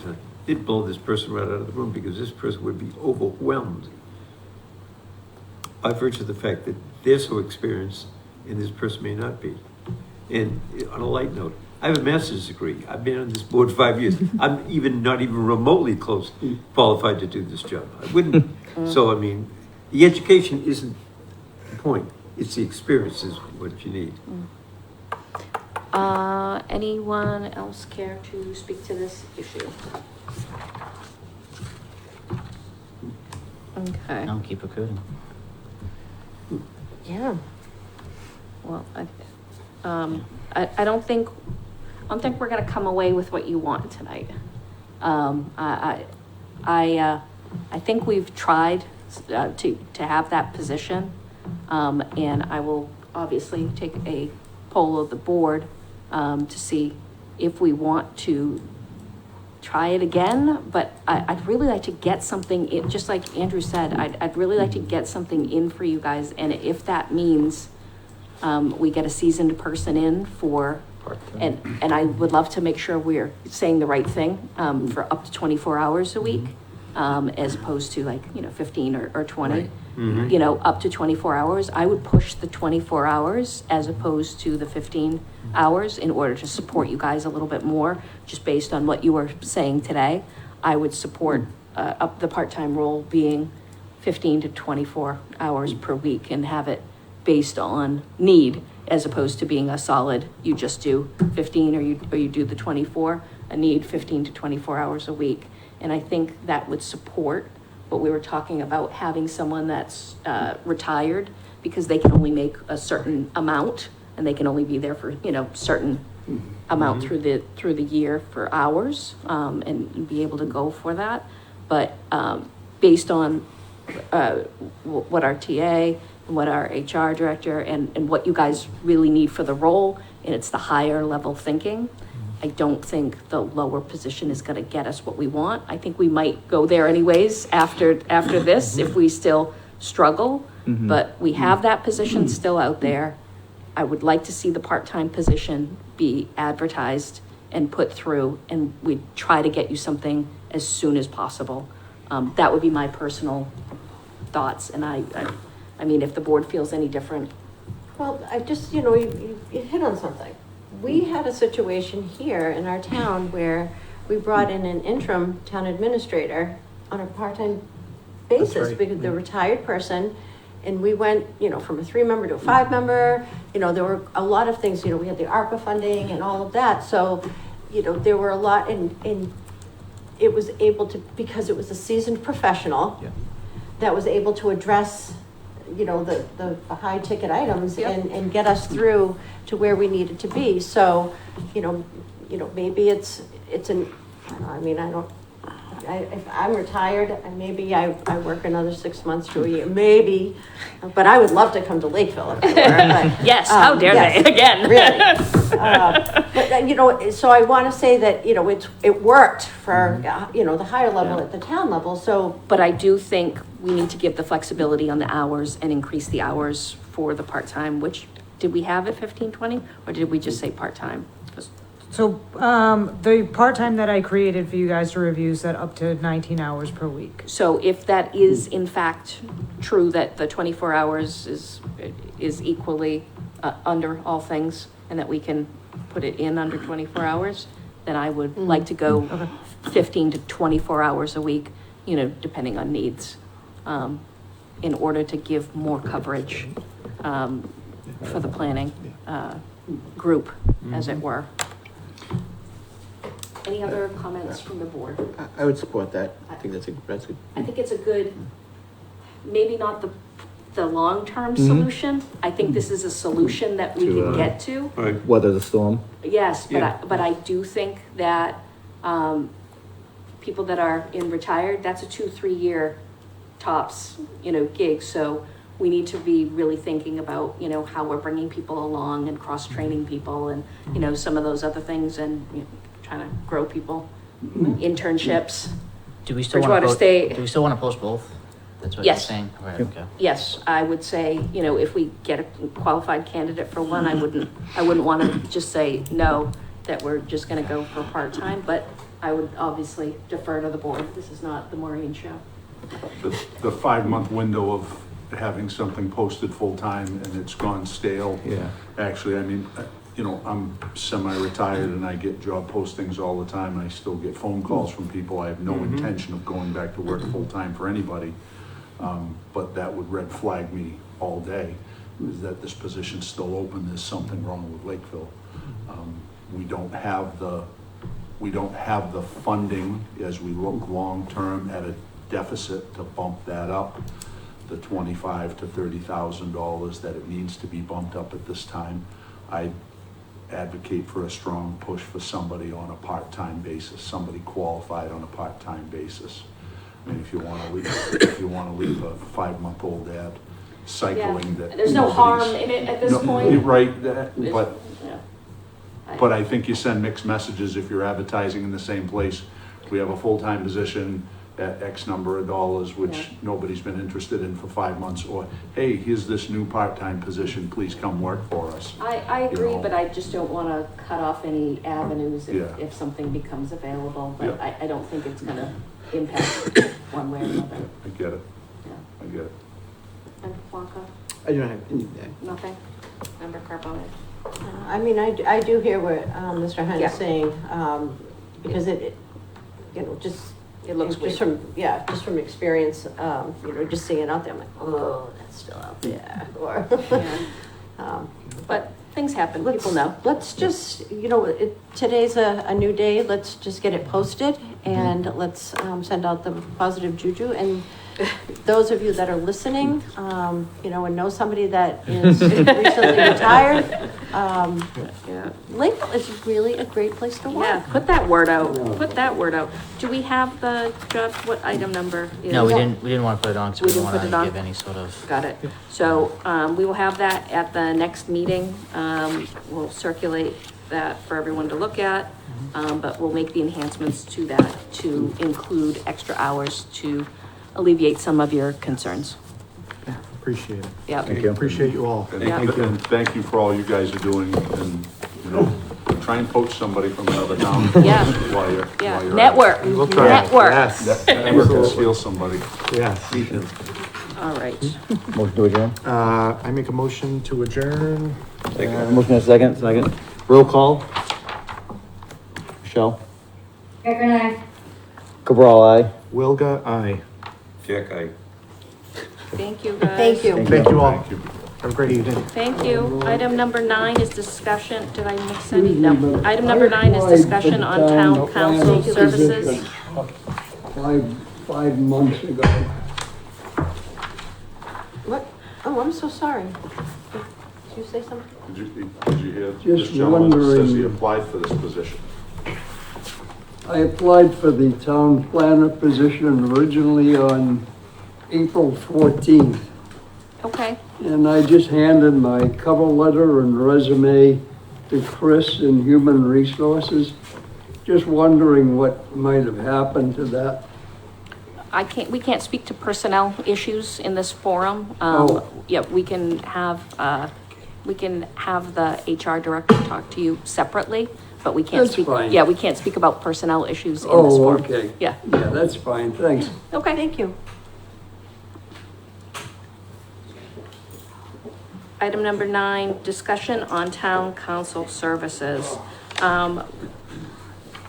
Member Plonka, had a question on our town council service, and we wanted to just explore, some options. So, Member Plonka, I'm gonna let you speak to this. So the request is to research alternative legal counsel for the town. Can I ask a clarifying question? Are we going for personnel and septic and agreements and contracts, or are we just looking for someone specifically for land use? No, I would say for all Okay, so potential.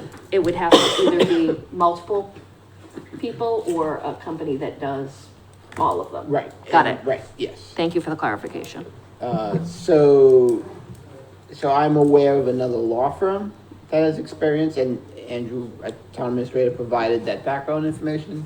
This particular law firm, they service multiple municipalities around the state. And Andrew has also spoken to other communities that have engaged their services. So I'm just looking for an alternative. I believe their rates are equivalent to KP Law. Okay. So I think Andrew's laid it out in here. The proper way for us to do it is to go through a full procurement and go forward on the services. And I would do an RFQ or an RFI on that. What would? It'd probably be an RFP. Really? Yeah. Really? Yeah. Doesn't that lock us into dollar amount? Yeah, it would. I don't It think, would. yeah, I don't think we want to get locked into a dollar amount being the deciding factor. No. That's why. Well, we can weight it any way we want. Okay, We can weight the price being smaller, okay. but Just as long as we don't make price the Right. penultimate, because I don't want to be like, we got the best bargain, we're good to go. right. Yeah, we have leeway to set it up how we want. I put it in here, but legal services is exempt, so we can kind of, it's not necessarily Yes, true. laid out that we have to do it a certain way. Yep. So we could do it the RFQ method. There's different ways of Okay, getting to the same spot. okay. I do understand, the need to even have the conversation. It should happen with all of our stuff. It's just good hygiene to go out and, have some conversations. Also, it would be good hygiene for, us to reach out to other communities that have worked with both. Because, it's a small world, for, the people that service these type of things, and have conversations about pros and cons, with both. So that would be on my wish list for this. How did you, if I can, Madam Chair, how did you come across, this other group? I've never heard of them, and I've been in. Yeah, this law firm was recommended to me by a close friend who was previously on the Stoughton Redevelopment Authority Board and used extensively by Stoughton. They're in 19 communities across the state. Yeah. They're growing. Yeah, they're mostly up in the Boston area. Yeah. Bourne uses them. That's probably the closest town. Yep. Got it. I didn't research them too much. I will do that now though, to have that conversation. Again, I don't think anyone should just be an automatic. And we made it out of necessity a lot of times because we couldn't have a person that was full-time that could do all the things that we needed. We would end up supplementing with multiple other lawyers, and it ended up costing the world in order to do that. There was one thing that I wanted to add to the discussion about legal services, and I think it fits within, it says town council services. It is long-standing being an issue with the planning board, and I should have actually just kept them here for that now that I'm thinking of it, that they do not have a budget for legal services. I think they should have their own separate budget for legal services, a baseline budget for legal services. Madam Chair, are they a high demand, whatever the right term is, for legal service outside of the select board or the? So, they shouldn't be, but they are. So it has become practice, and I have a cat hair in my eye, so please forgive me as I try to remove it. It has been practice to have counsel at every meeting since COVID hit. That was never the practice before. The practice used to be counsel would attend during hearings or during contentious issues of some sort or something where they needed legal guidance. They weren't attending as a regular, part of their business at $220 per hour every meeting of the ZBA and the planning board. So I think that practice would help eliminate some of that.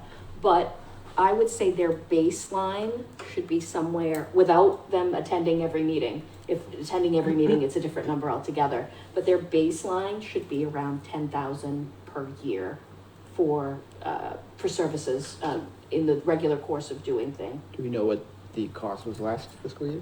Well, we had lawsuits that inflated that number as well. But Andrew, do you have a guesstimate on what it would be for ZBA and planning? Just guessing probably close to 40 to 50. Wow. Because of lawsuits, et cetera, too, and the constant attendance at other board meetings. A budget wouldn't help that, but budget would help them rein in the non.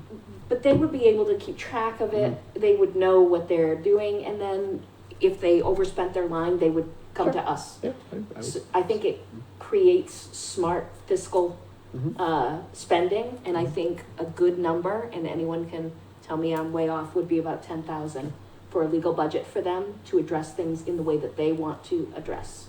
And then anything over that, they'll be talking to us on lawsuits and stuff like that. But anything over that would be a conversation. It would be a conversation with the TA, it would be a conversation with accounting, and it would be a conversation with us. And that way we create that accountability and that transparency. But we also give them the power to allocate up to 10,000 for them to spend. I would support that, but it's too late for the current. This year. Okay, It's too late it would for- be at yep, 27. It's too okay. late for this. I mean, I guess we could do it at fall town meeting if we wanted to. We would just Yeah. break it off our budget. Not that our budget is budgeted correctly. We're what, is it 75? Yeah, and 75. we should really be about 120. Yeah, But we if always we do do a take out transfer. all of these extra meetings, I think that'll significantly cut down the amount of expenditures in the overall. Right. Yeah, we just did the analysis on one site plan review and it was 8,000. So, as you can imagine, there's a lot of And are we contentious using- cases, so. And are we using like peer review correctly and all of those things as well? I don't think we've used peer review to its fullest extent. So I think that is something that we should also Consider. address Yeah. and consider, because we can do all the things that we want and write all the rules, but if we're spending when we could be not spending, then we're not taking care of our budget the way we need to. And with the every penny counts type of methodology, that this is gonna be like an integral part of what we do. So I would say we would do something in kind of three parts here on town council service for, planning board in specific. We will, at the next meeting that is available, vote to give them their own $10,000 budget line. But I would also like to have a policy put in place that says how they should be using town council services. Which is in progress. Yep. We discussed it, hasn't been released yet. No. Yeah, so we can have that, but them in specific, because they have specific needs on the town council services. And I don't know how the other members feel, but they shouldn't be town council should not be at every meeting. If it's not a requirement. Yeah, it was never a requirement before. And Lorraine, you can speak to that if I'm. Yeah, no, it's just that, when there is something that's, like new, something new, a change in, like a comprehensive permit, getting through that process, especially with the marijuana, the cannabis companies coming into town, we needed town council for that, but that was years ago. But that's just an example of, kind of a hot topic, situation, but. But I think we can claw back $20,000 out of that budget by not having just a constant presence there, and give them a little bit of autonomy on, up to a certain threshold on how they're spending it, and really be a much cleaner and more transparent use of town council services. Yeah, and I know that there had been, discussion in the, the past with the planning board, about having, land use council specifically to support, that's outside of, our municipal. Yes. So, I don't really know that much about, what that would look like or anything, but, to have somebody that was just specific land use, Council for land use issues. Yes, yes. Oh, that's why you were asking the question earlier. Okay. Yeah. So where this was just a discussion on this, perhaps, we can ask the town administrator to draft a, RFQ to see what that would look like. To get out, because I do know that there are other, council, out there that, might want to, consider, response. Yeah. Too, but. We just might not be knowing them, they might be up and coming in, some other respects, but, I think on both of these, we're doing our due diligence to make sure we've got the best services, price notwithstanding, obviously, for legal counsel, but we obviously are not looking for anyone $400 an hour either. And then we are able to, with the other portion, be able to have a decent amount of, autonomy and oversight at the same time. Mm-hmm. So do you think we have enough time, to have that drafted for our next meeting? For review and vote? The RFQ? Mm-hmm. I think we can do it.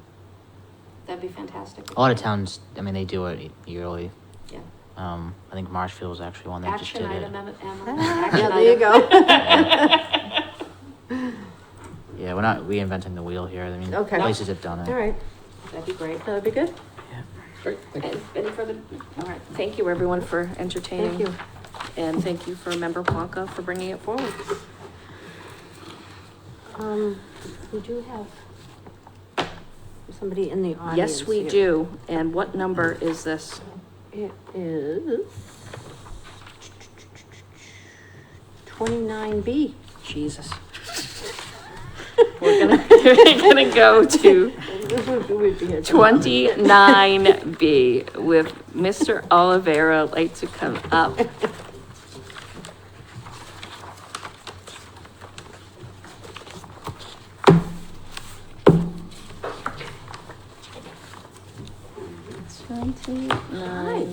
B. All right, this is a continuation of our, I'm missing some pages. Of our you can use mine. discussion You need it. on the Energy Advisory Committee.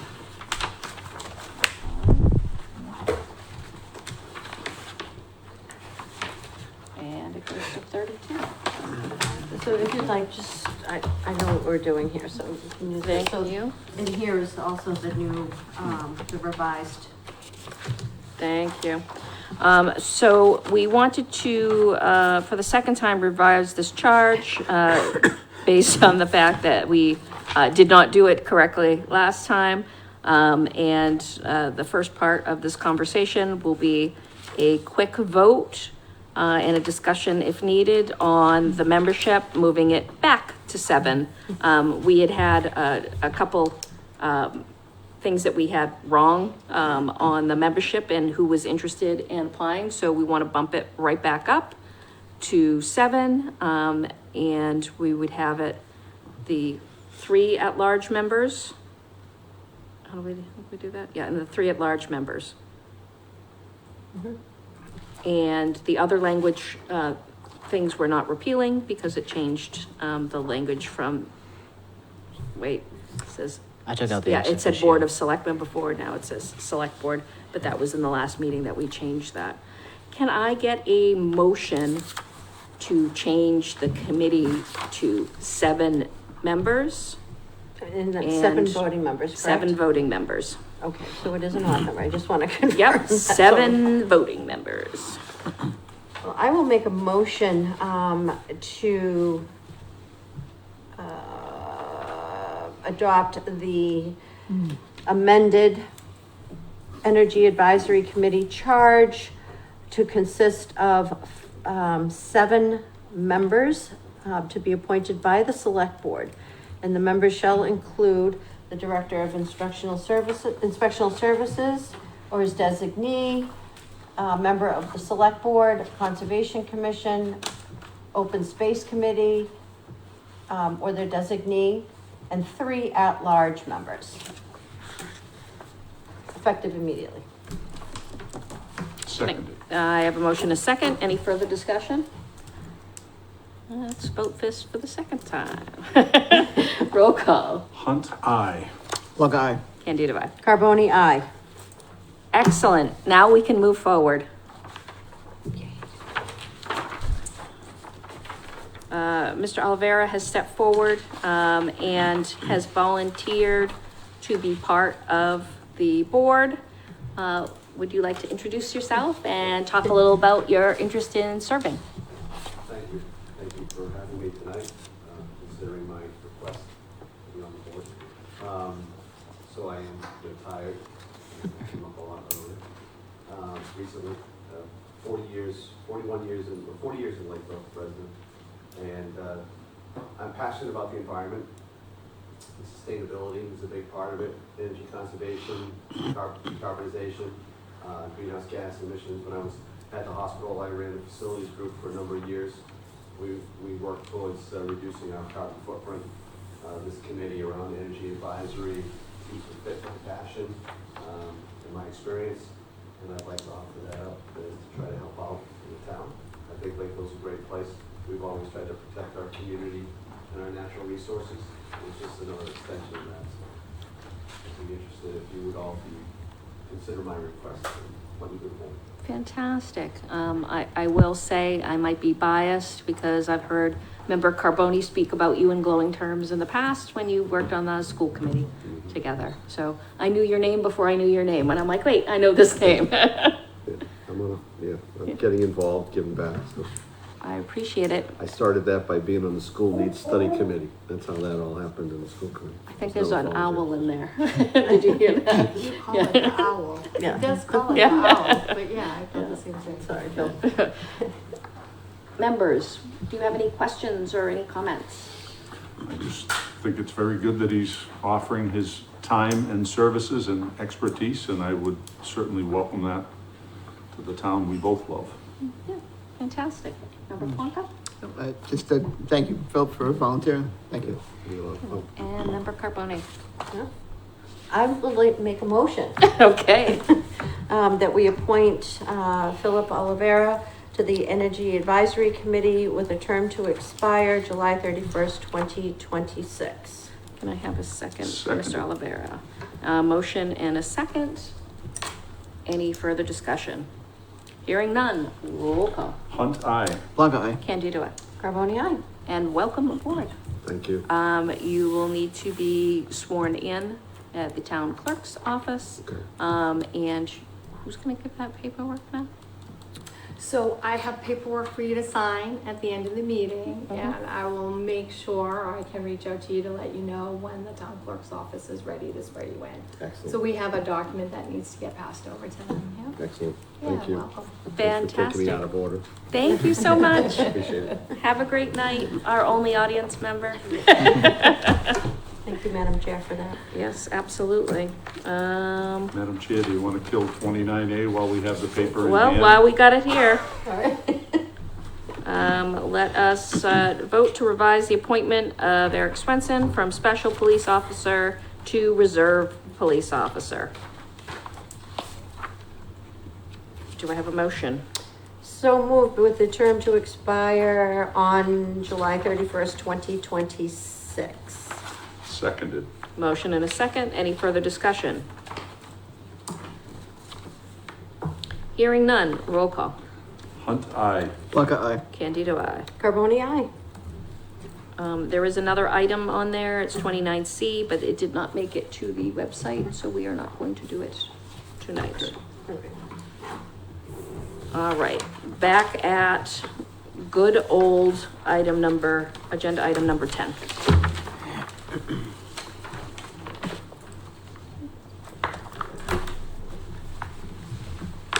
All right, Andrew, you've given us some days and times, or Tracy had given us some days and times. Is there any other context we need, in order to set these dates? Usually we Yes. wait for, what are we waiting for? The high school. Yep, the high school to confirm, and then if possible, if there were some budget items, we wait for the tax rate to be set sometimes too. So, yeah, but I think, you know, for us, it's just a vote to just schedule it. Yep. And I believe that there were, some dates, I think that, you know, to coordinate was with the town clerk availability, high school availability, and, you know, council, but council, you know, will always have representation there, so. Yep, so the only conflicts are Monday 11/3 and Monday 11/17.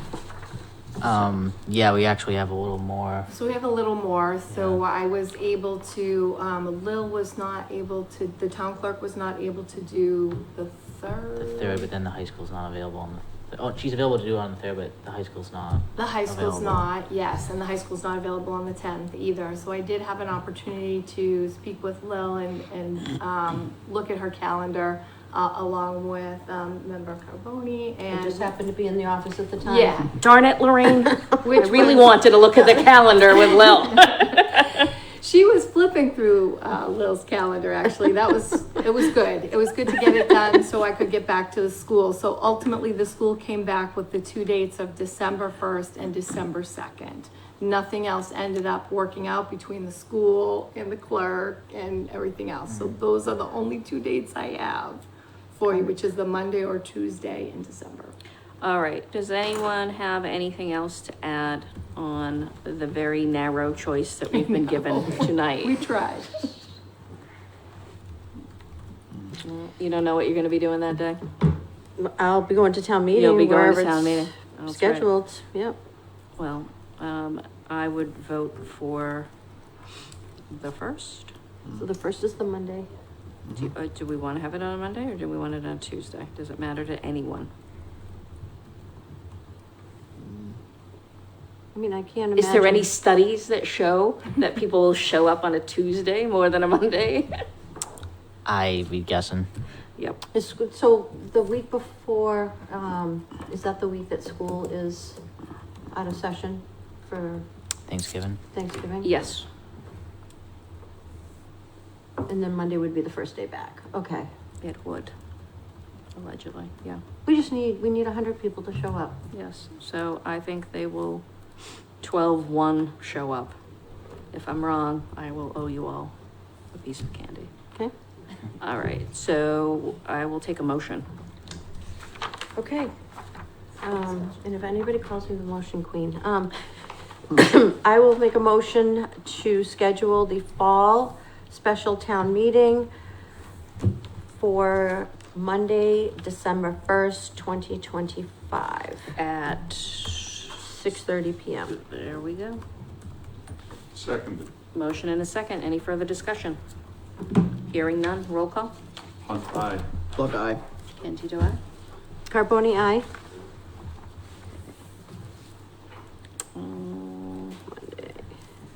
Item number 11, discuss and possible vote to accept the provisions of MGL what is it? MGL 110G? Chapter 110G, yeah. Wow, okay. Yeah, regarding the use of electronic signatures. We had a discussion on how long it took us to sign our annual appointments. It's devastatingly So long. many. It's hours of signatures. Member Plonka brought it to my attention, like, why aren't we doing it electronically? And I had tried to do that in late 2019 or 2020. It wasn't available. 2020, Well, lo and behold, it's available now. So, the wording on this to adopt would be,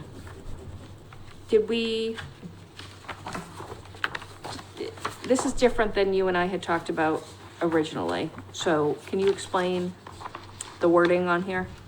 Yeah, so, just the context is we wanted to do electronic signatures. Yep. We only want to do select board at this time. Yep. I didn't want to overcomplicate it with all the other boards and then just drop it on their lap. So I initially didn't intend to do it for like legal documents. But I think based on the wording of the motion on the, Okay. That was my question. third page of KP law, that's what we would go with. Okay. Third page, Yeah. That would be my question. 1 or 2.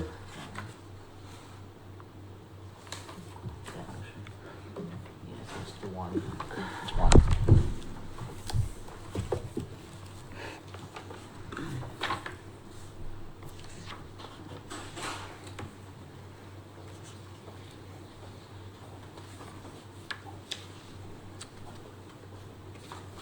Would you like to make a motion?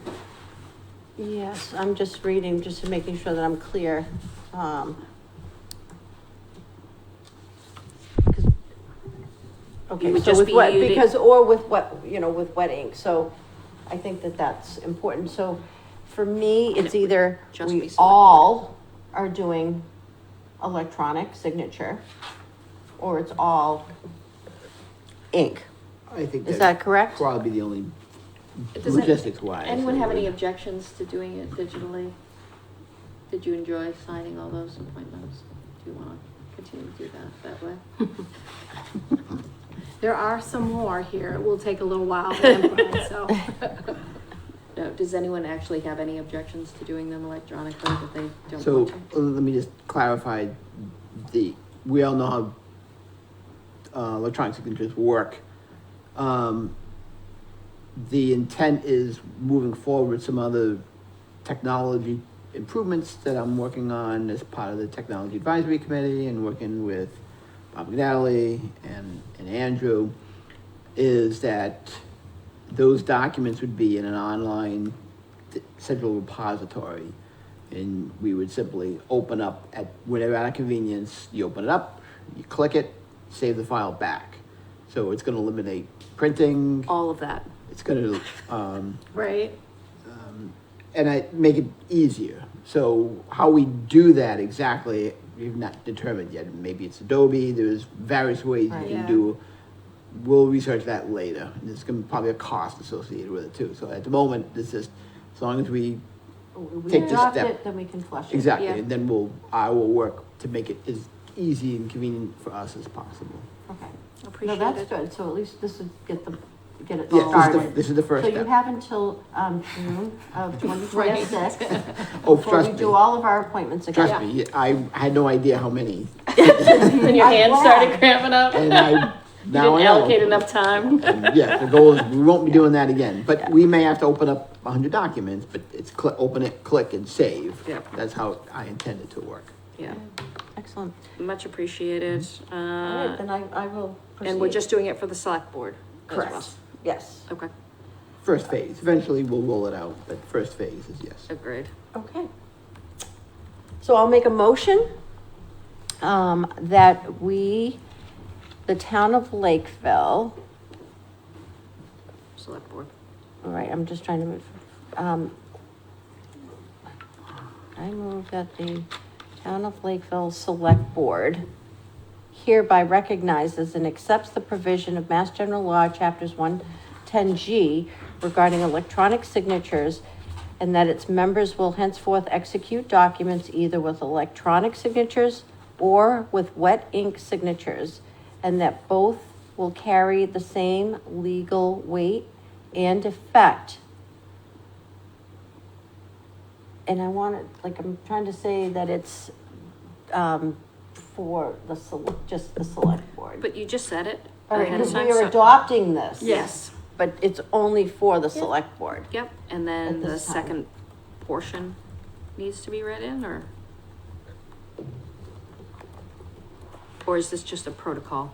I think it's just to adopt the Mass General Law, right? Yes, that's it for Okay. Okay. for this first step. All right, so we adopt it, All right. but I just want to make it That sounded like a clear. motion.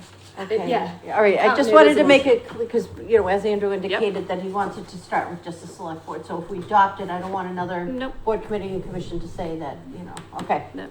So that's it. That was my We're- motion, we're the testing- ending we're at the weight testing grounds. and effect. Excellent. Do I have a second? I'll second that. We have a motion and a second. Any further discussion? Hearing none. Roll call. Hunt, aye. Okay, oh, darn it. Blanca, go ahead. One guy. Candido, aye. Carboni, aye. All right. Discuss some possible vote to amend all alcohol common victual license for Golf Blues LLC, DBA LeBaron Hills Country Club to a 10 a.m. opening for Sundays. This is a popular agenda item. It is. Request from Golf Blues. I think it's pretty self-explanatory on what we're looking to do here. Any discussion before we vote? There is no cost for a change of hours. Yeah. Okay. All right. Well, then I will get this started. I will make a motion to approve the request to amend all alcohol common victular license for Golf Blues LLC DBA LeBaron Hills Country Club to a 10 a.m. opening on Sundays. I have a second. Seconded. Motion and a second. Any further discussion? Hearing none. Roll call. Hunt, aye. Look, aye. Candido, aye. And Carboni, aye. All right. Item 13. Discuss some possible vote to amend general on-premise alcohol license for Red Hand Brewing. Attaches a request from Red Hand Brewing to amend the hours of operation. They were requesting to be open on Mondays and Tuesdays per private events with it opening at 8 a.m. and close time of not filled out. Yeah, so we had left a message with him to get back to us to figure out what he wanted for a closing time. He had not gotten back to us. To my knowledge, there was a lot going on in the office. So I didn't know will if we table wanted. this then. Yeah. Yep. I mean, we can do their amendment on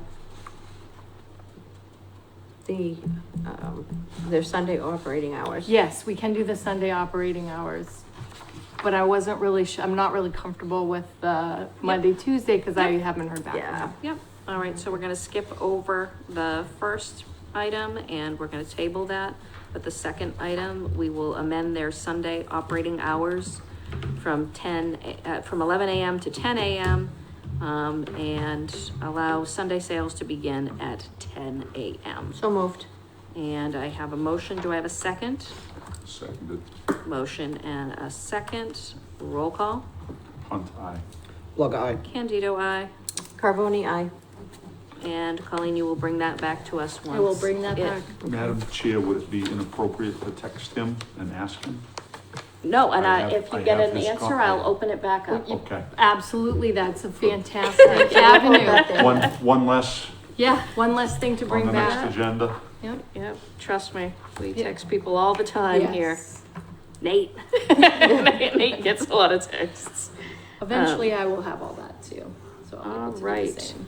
let us move forward to 14. Discuss and possible vote to amend all alcohol common victualler license for Lakeville Golf Club to 10 a.m. opening on Sundays. Attached is a request from Lakeville Golf Club. I swear they all had like a meeting and they're like, hey, They must have. I'm gonna do this. Do you wanna do it too? To amend their Sunday operating hours from 11 a.m. to 10 a.m. So moved. I have a motion. Do I have a second? Seconded. Motion and a second. Any further discussion? Hearing none. Roll call. Hunt, aye. Plug eye. Candido, aye. Carboni, aye.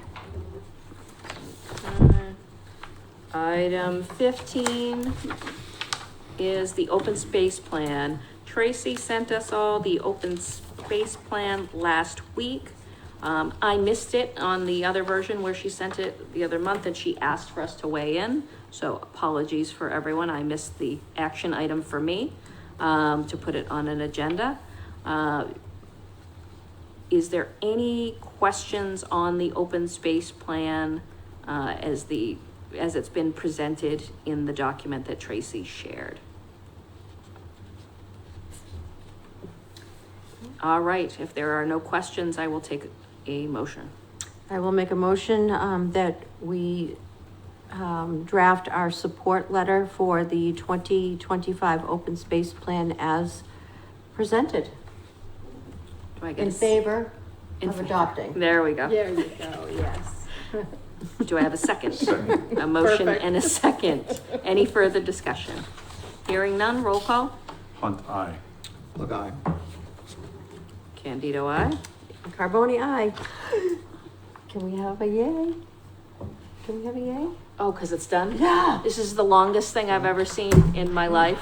And I want us to start on the 7-year open space plan now because it will be complete Did the by the minutes, next time. Did the it is minutes there, I know exactly what you entered. mean, yeah. Yeah, I'd like to take a vote that Serpide will do it next time instead of having it done in-house. It would have been done in 9 months like it was done last time. Right. That was a very long time. Very long. All right, so we are good. Can we make sure we get the letter in support? Either you or Emily can draft that. Perfect. Yep, I'm ready to put it in the document and send it off, so. Fantastic. Yep. Discuss a possible vote to approve signage requests from the Lakeville Arts Council for the annual Arts and Music Festival. 14. Oh, did I miss one? No, this is 16. 16. Oh, 16. 13. Oh, sorry. Dun, dun, dun. They want to put 1 3x5 A-frame sign on the island at the intersection of Precinct and Route 79 1 week prior to October 4th on September 29th. And then a banner, wired lawn signs around town on private property only, and a 3x10 banner on the corner diagonally from the historic library to the top of Dick Duran Square, facing the street. So all of the stuff will go up 1 week before the festival. It didn't say when it will come down, but they usually do it. Monday, October 6th or sooner. Is it there? There it is. They usually do it really quickly. They're very conscientious. I would make a motion to approve the request for signage from the Lakeville Arts Council for the annual Arts and Music Festival as presented. Seconded. Second, and a motion and a second. Any further discussion? Roll call. Hunt, aye. Plug eye. Candido, aye. Carboni, aye.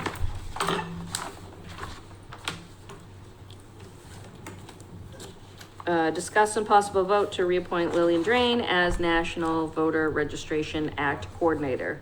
Seems like a no-brainer. So moved with a term to expire July 31st, 2026.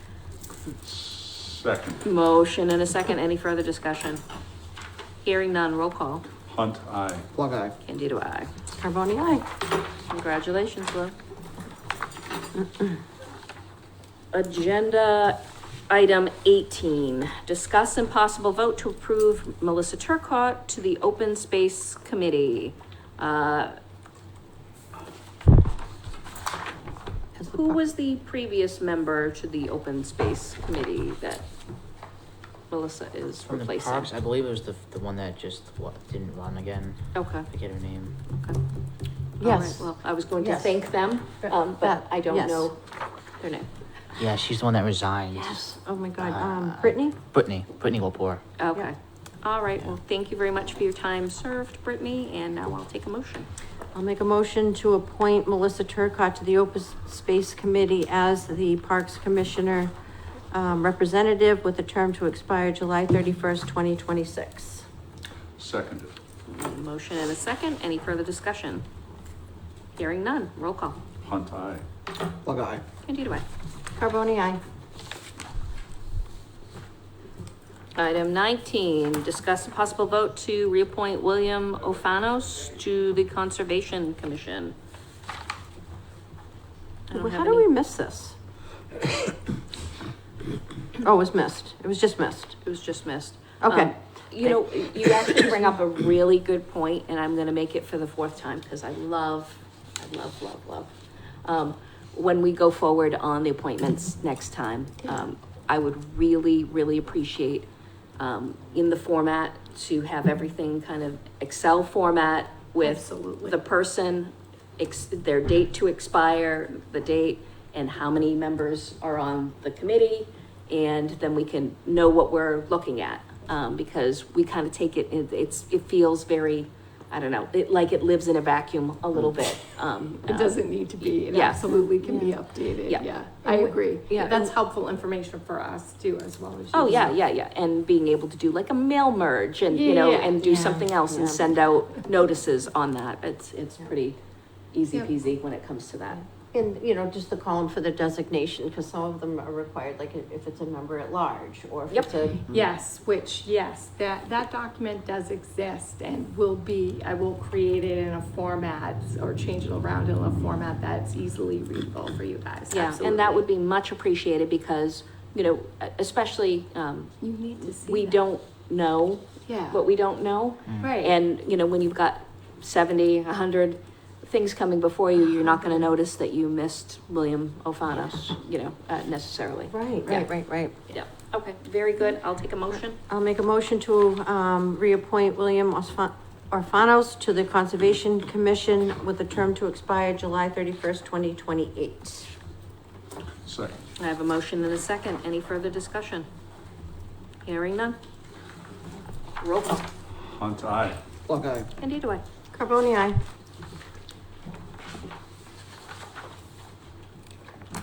And was this the same issue? It was just missed, or did we? We never officially did it for We this never one in the next officially did it. agenda item. Okay. In April? All right. I'll take a motion. I'll make a motion to, because I know they're watching, to appoint Nathan Darling to the Zoning Bylaw Review Advisory Committee as listed as the Building Commissioner with a term to expire July 31st, 2026. Is he listed as the building commissioner or? Director of Inspectional Director Services, of my Inspectional Services. apologies. That's good to know. Okay. Yeah.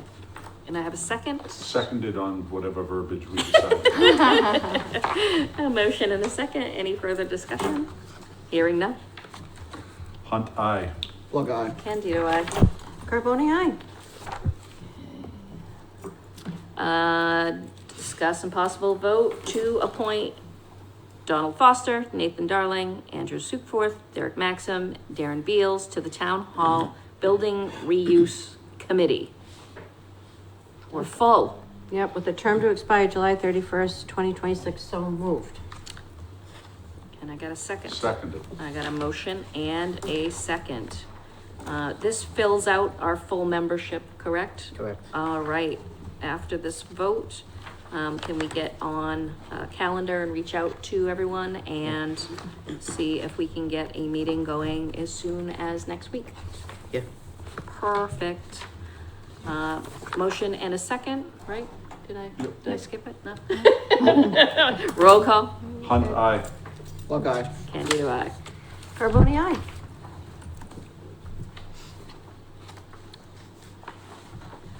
Item number 22, discuss and possible vote to reappoint Matthew Palkus as constable. Attached is a request from Matthew Palkus to be reappointed as constable. His bond is current according to the town clerk, and the police chief reports no issues and requests his appointment for civil process only.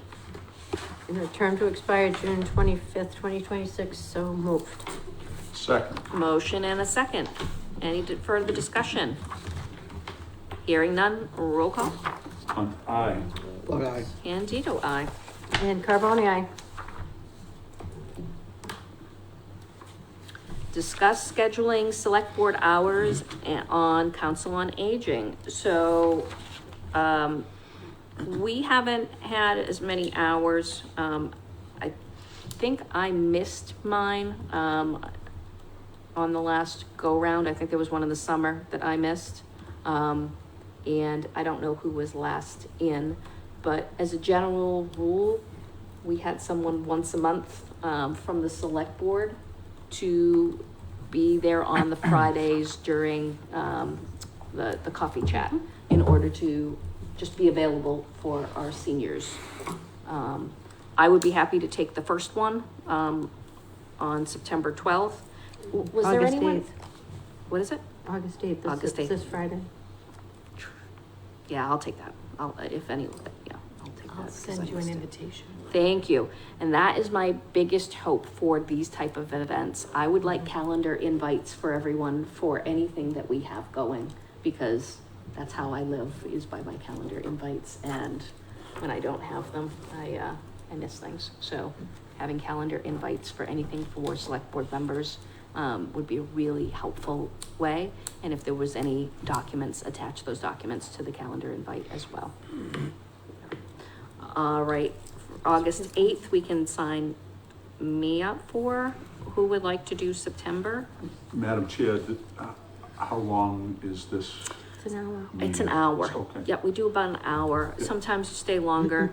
Sometimes you're eating the donuts and you just, you're into it. It's just great. You go and, we did like a grid schedule, so the Council on Aging knows, and sometimes they'll, during their segment, they'll tell who's coming. Okay. The select board will be there, and then you just go in and you just walk around and you just say hi to people and. You should let them know who you are. I'm available for any of the other open hours. Take your nameplate with you, because they're gonna ask like a bunch of times, and you're just gonna say, who you are, and have that right there.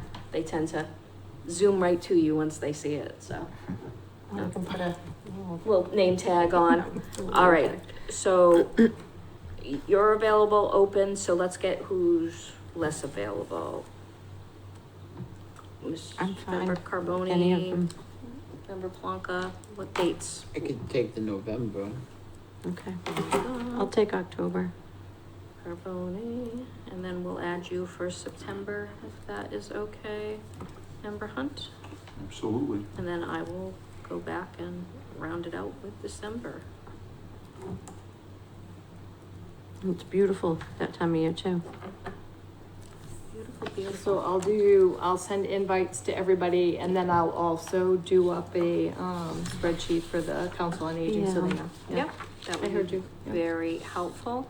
I know we haven't taken the vote, but I do want us to get back to what we used to do. Not only does the select board go there, but we used to have the assessors go there once a month. We used to have the treasurer collector go there once a month for our seniors. When we had tax bills due, we would be accessible to them. We would set them all up, and we haven't done that since 2021. I think we should make it as easy as possible for our seniors to access the people that they do the most, work with and conversations with. And the most things that they have is usually around assessors or treasurer collector. So I would love to see us revamp that policy even if it's not a policy, but even if it's just an informal policy, of at least 4 times a year for those, for those people to build, you know, reputation with the constituents. That's a good idea. Yeah, I think so too. All right, I don't think this needed a vote, I think we're good.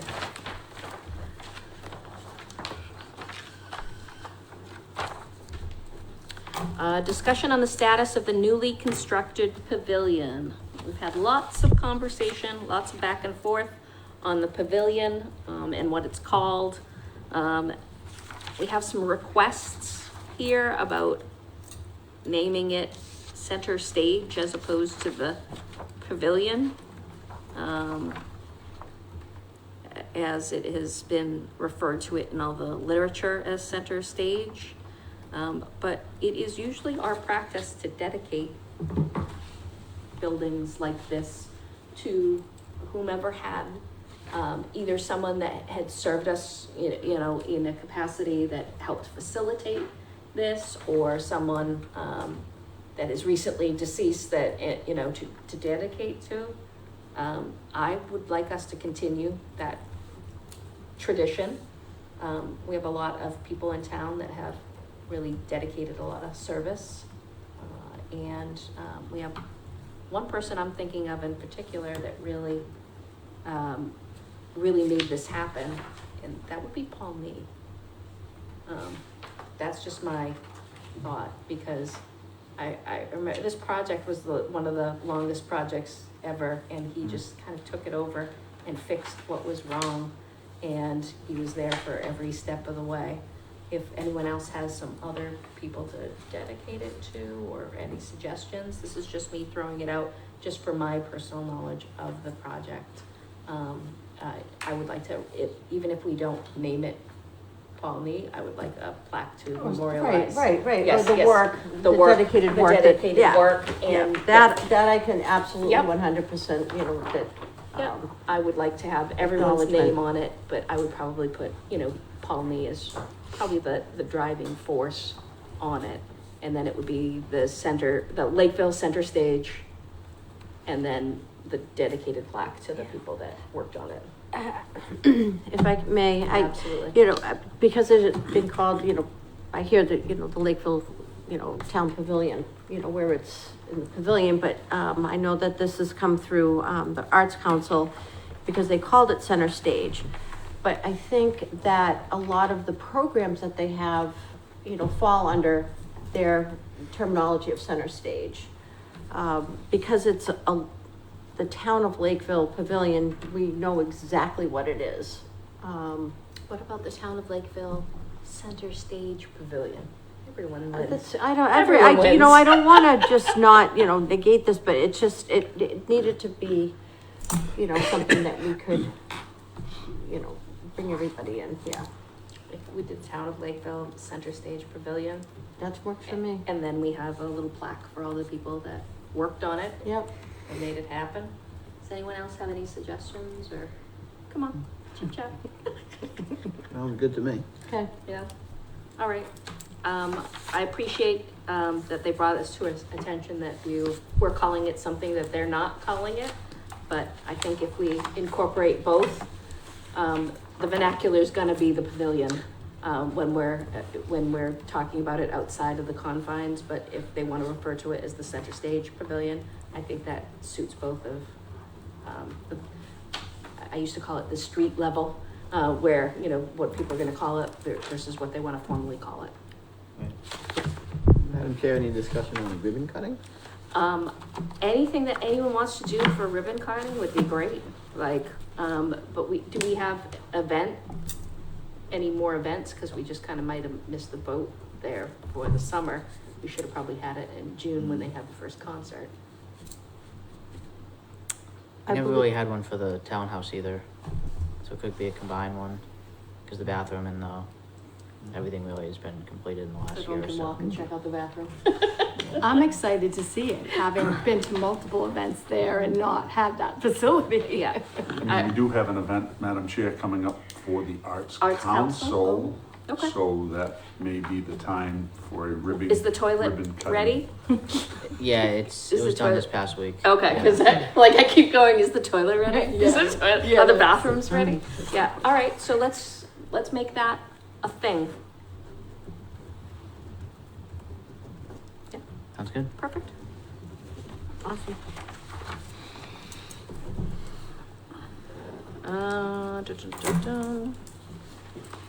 Discussion and vote to waive the permit fees for the new fire station building project. Kind of odd to have to formalize I know. this, because we would just be paying ourselves, so. Yeah, it's It's all right, yeah, it's one of those things like if you, I don't want to unilaterally do it myself. yeah. Um, Anyone have any questions on this? Self-explanatory. Yep. All right, I'll take a motion. I feel funny because I'm the chair of the committee, so can somebody else, I mean, I'm happy to do it. I'll make a motion to waive the building permit fees for the new fire station building project. I will second. Motion and a second. Any further discussion? Hearing none. Roll call. Hunt, aye. Buck eye. Candido, aye. Carboni, aye. And discuss and possible vote on comments for the planning board regarding revised plans for 19 Main Street. So, I have a couple comments before we even discuss the plans in themselves. As a planning board person, when the topic comes up to discuss plans, I would probably expect, well, what are we discussing about them? What's different from last time? Can you point out, what's changed? Those type of things. And I would expect the planning board in order to submit that with anything that's come to all of the boards, not just this board. So if any changes come, it should come with, something similar to what we created here with a summary sheet. What we're looking at, what we should be seeing. Detailed maps of that. Yes. Like this is not my jam at all. And I would honestly like a representative from the planning board to be on site to give us an explanation on what has changed since the last time. I understand that the notes would be great, but the notes don't honestly mean Yep. what they should to some of us. Yep, just anything that could help further the discussion. So we could have the top sheet and then schedule some time it doesn't even have to be at a meeting, because it's information, it's not opinion. It can, be a conversation. So board members can get more in depth, because I never feel like I'm fully read in on these type of things, when I get them with no context. I can't comment on this. Yes. Right. Yep. And I know, this came in front of us in January, February, I believe. So I don't even remember what our comments were at the time. Because a lot of times we'll just say, oh, there's no comments, so there's no action. And then there's an email that gets sent to, planning board that says, there's no action or no comments from the I select looked board. back on the meeting note minutes, and the conversation was around curb cuts. And that's the only thing that I really found on it, that it was about curb cuts, which we don't control because it's a state road. But the gist of the conversation was, what are some concerns? And my concern, and I know Member Carboni expressed the concern, is that if we are going forward with projects and they have multiple openings on that road, it's a very busy road with a high rate of speed, and that we're concerned with safety issues. And we'd love to see a way that they address it into a consolidated entrance, exit situation, if at all possible. But that was the comments, because I couldn't remember either. I had to go in the Wayback Machine there. Because we had, had talked about a while ago, the Route 105 Task Force. Yep. And Traffic Task Force, I think it was. But And I know that came up quite recently. Has that task force met yet, or, because that was Franklin, DPW Director, Nate?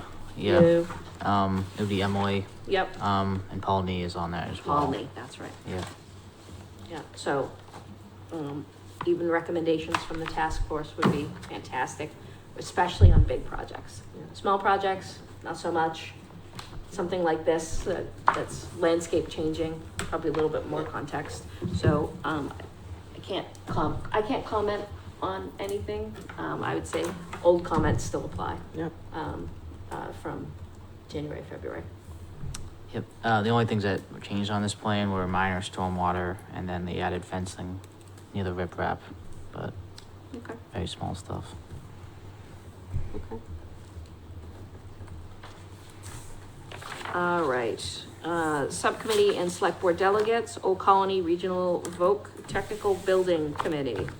Member Plonka. Yes, we have not met since the last select I board didn't meeting, think so. and our next meeting will be on August 11th, next Monday. Fire Station Building Committee. This will be a duel with, Andrew and myself.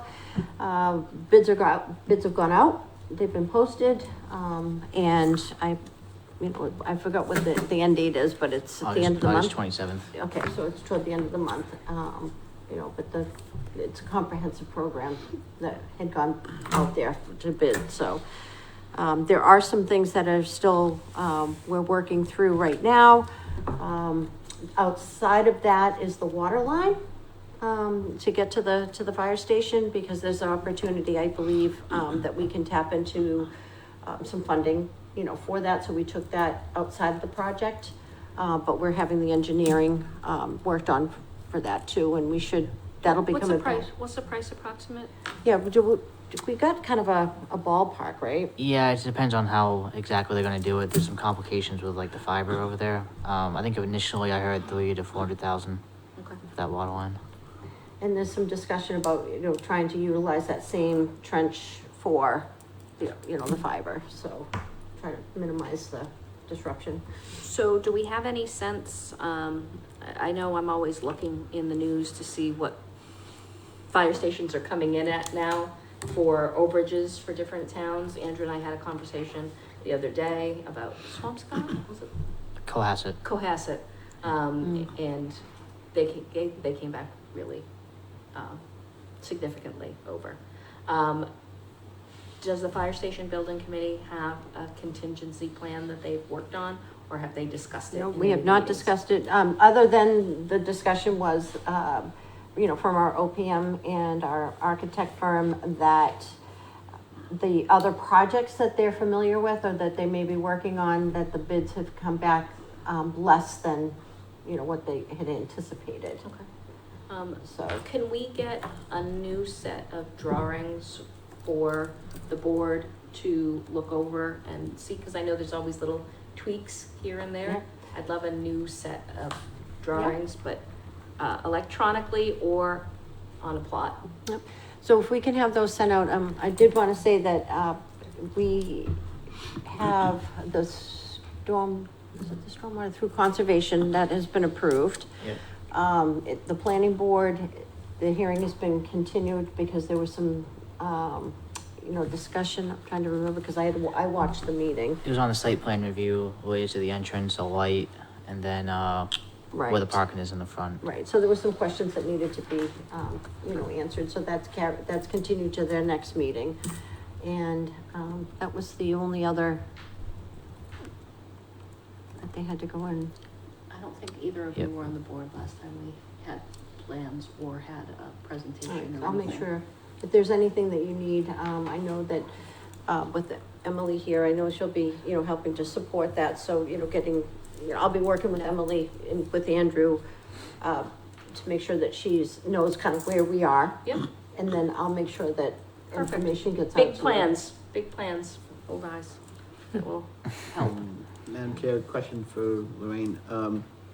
It was brought up at a prior meeting, the question came out of the IT advisory committee, as if you have adequate representation from Mr. Bob McNally regarding the IT requirements.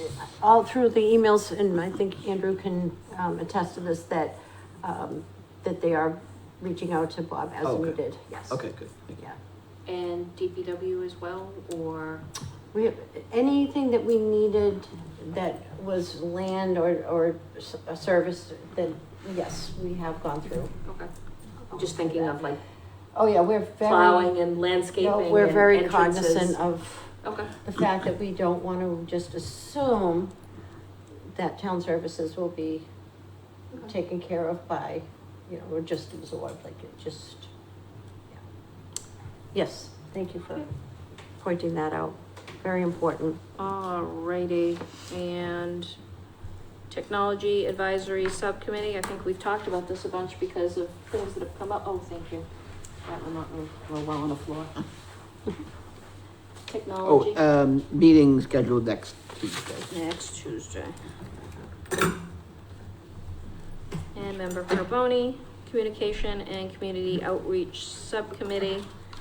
I am happy to say that we had talked to Andrew and Emily, who will be, supporting this. We're meeting on Thursday. I got a calendar invite for 11 o'clock just to kind of talk about the layout of, what it is that we're looking to do before we have a full meeting, instead of just kind of going in cold. Okay. We're going to be looking at the current charge to the committee and see if there's just kind of a different way that we can, present it in more of achievable. Chewable bites. Yeah, pretty much that. So I'll have more I think once we get through with that meeting, we may just have a quick follow-up just to make sure that we're good to go. And then we'll draft the agenda, and then we'll notify all the members, and we'll have a meeting. Exciting that it's happening. Yeah. Next time we have an agenda, we're gonna be adding on one more to the subcommittees, and it's gonna be the building reuse subcommittee will be part of the committees. And hopefully we will have had our first meeting by then.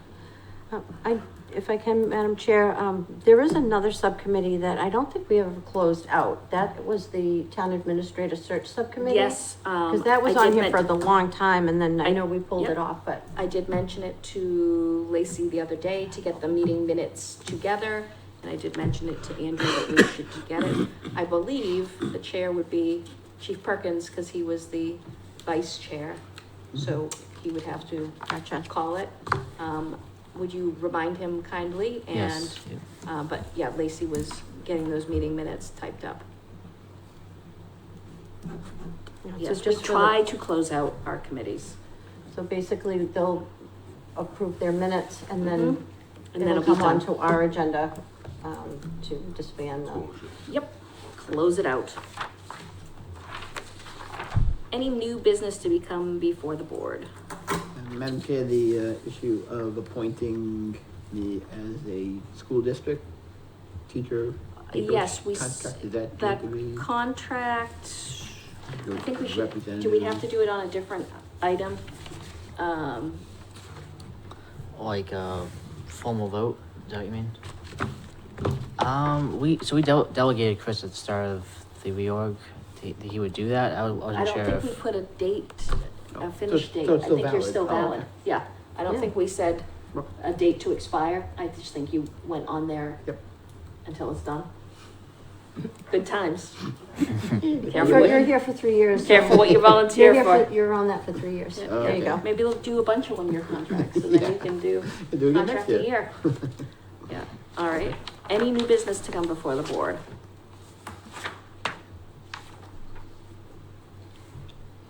Any old business to come before the board?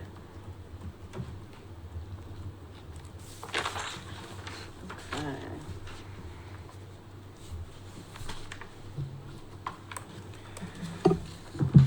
Yeah, we have some correspondence. Here it was, hiding in here. We have some correspondence, from Xfinity, letting us know that effective August 15th, Warner Brothers Discovery will discontinue its HBO Family and Thriller Max.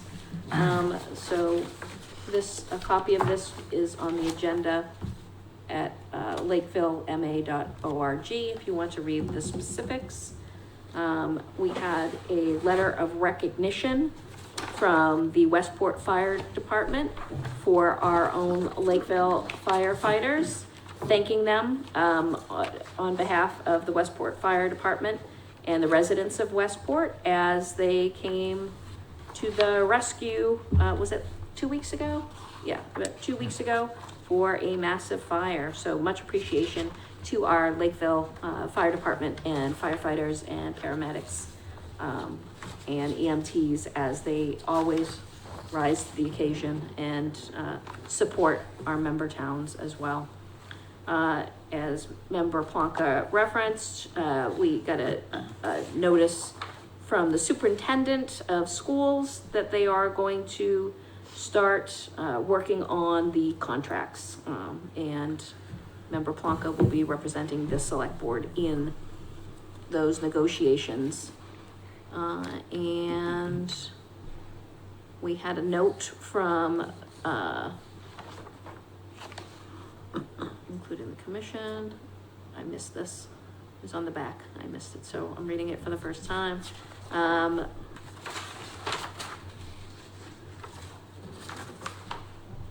So the historical commission met with the gentleman trying to do the statue that has, gosh, what month was that? That was probably June or May. Way before then, Yeah, maybe May.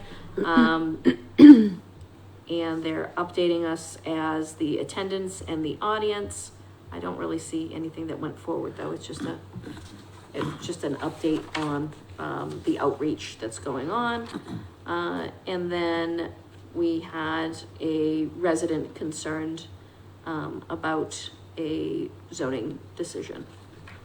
And that concludes all of our various correspondence. We have more correspondence, but it came in after the point that we had the agenda together. And is there any other business to come before the board? If not, I have just heard from Mr. Donnelly. yes, Oh, lovely. right on the wire. Right, literally on the wire for agenda item 13. They are looking for the Mondays and Tuesdays for private events from 12 noon to 10 p.m. There we go, perfect. All right. Would so you make instead that of- motion? So, all right, I'll do it.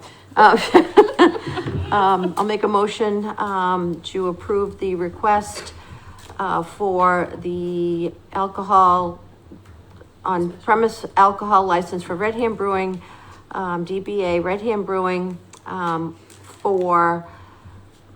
amend their hours of operation, for open on Mondays and Tuesdays for private events with a start time of 12 noon to a closing time of 10 p.m. Seconded. Motion and a second. Any discussion? Hearing none, roll call. Hunt eye. Plug eye. Candida, aye.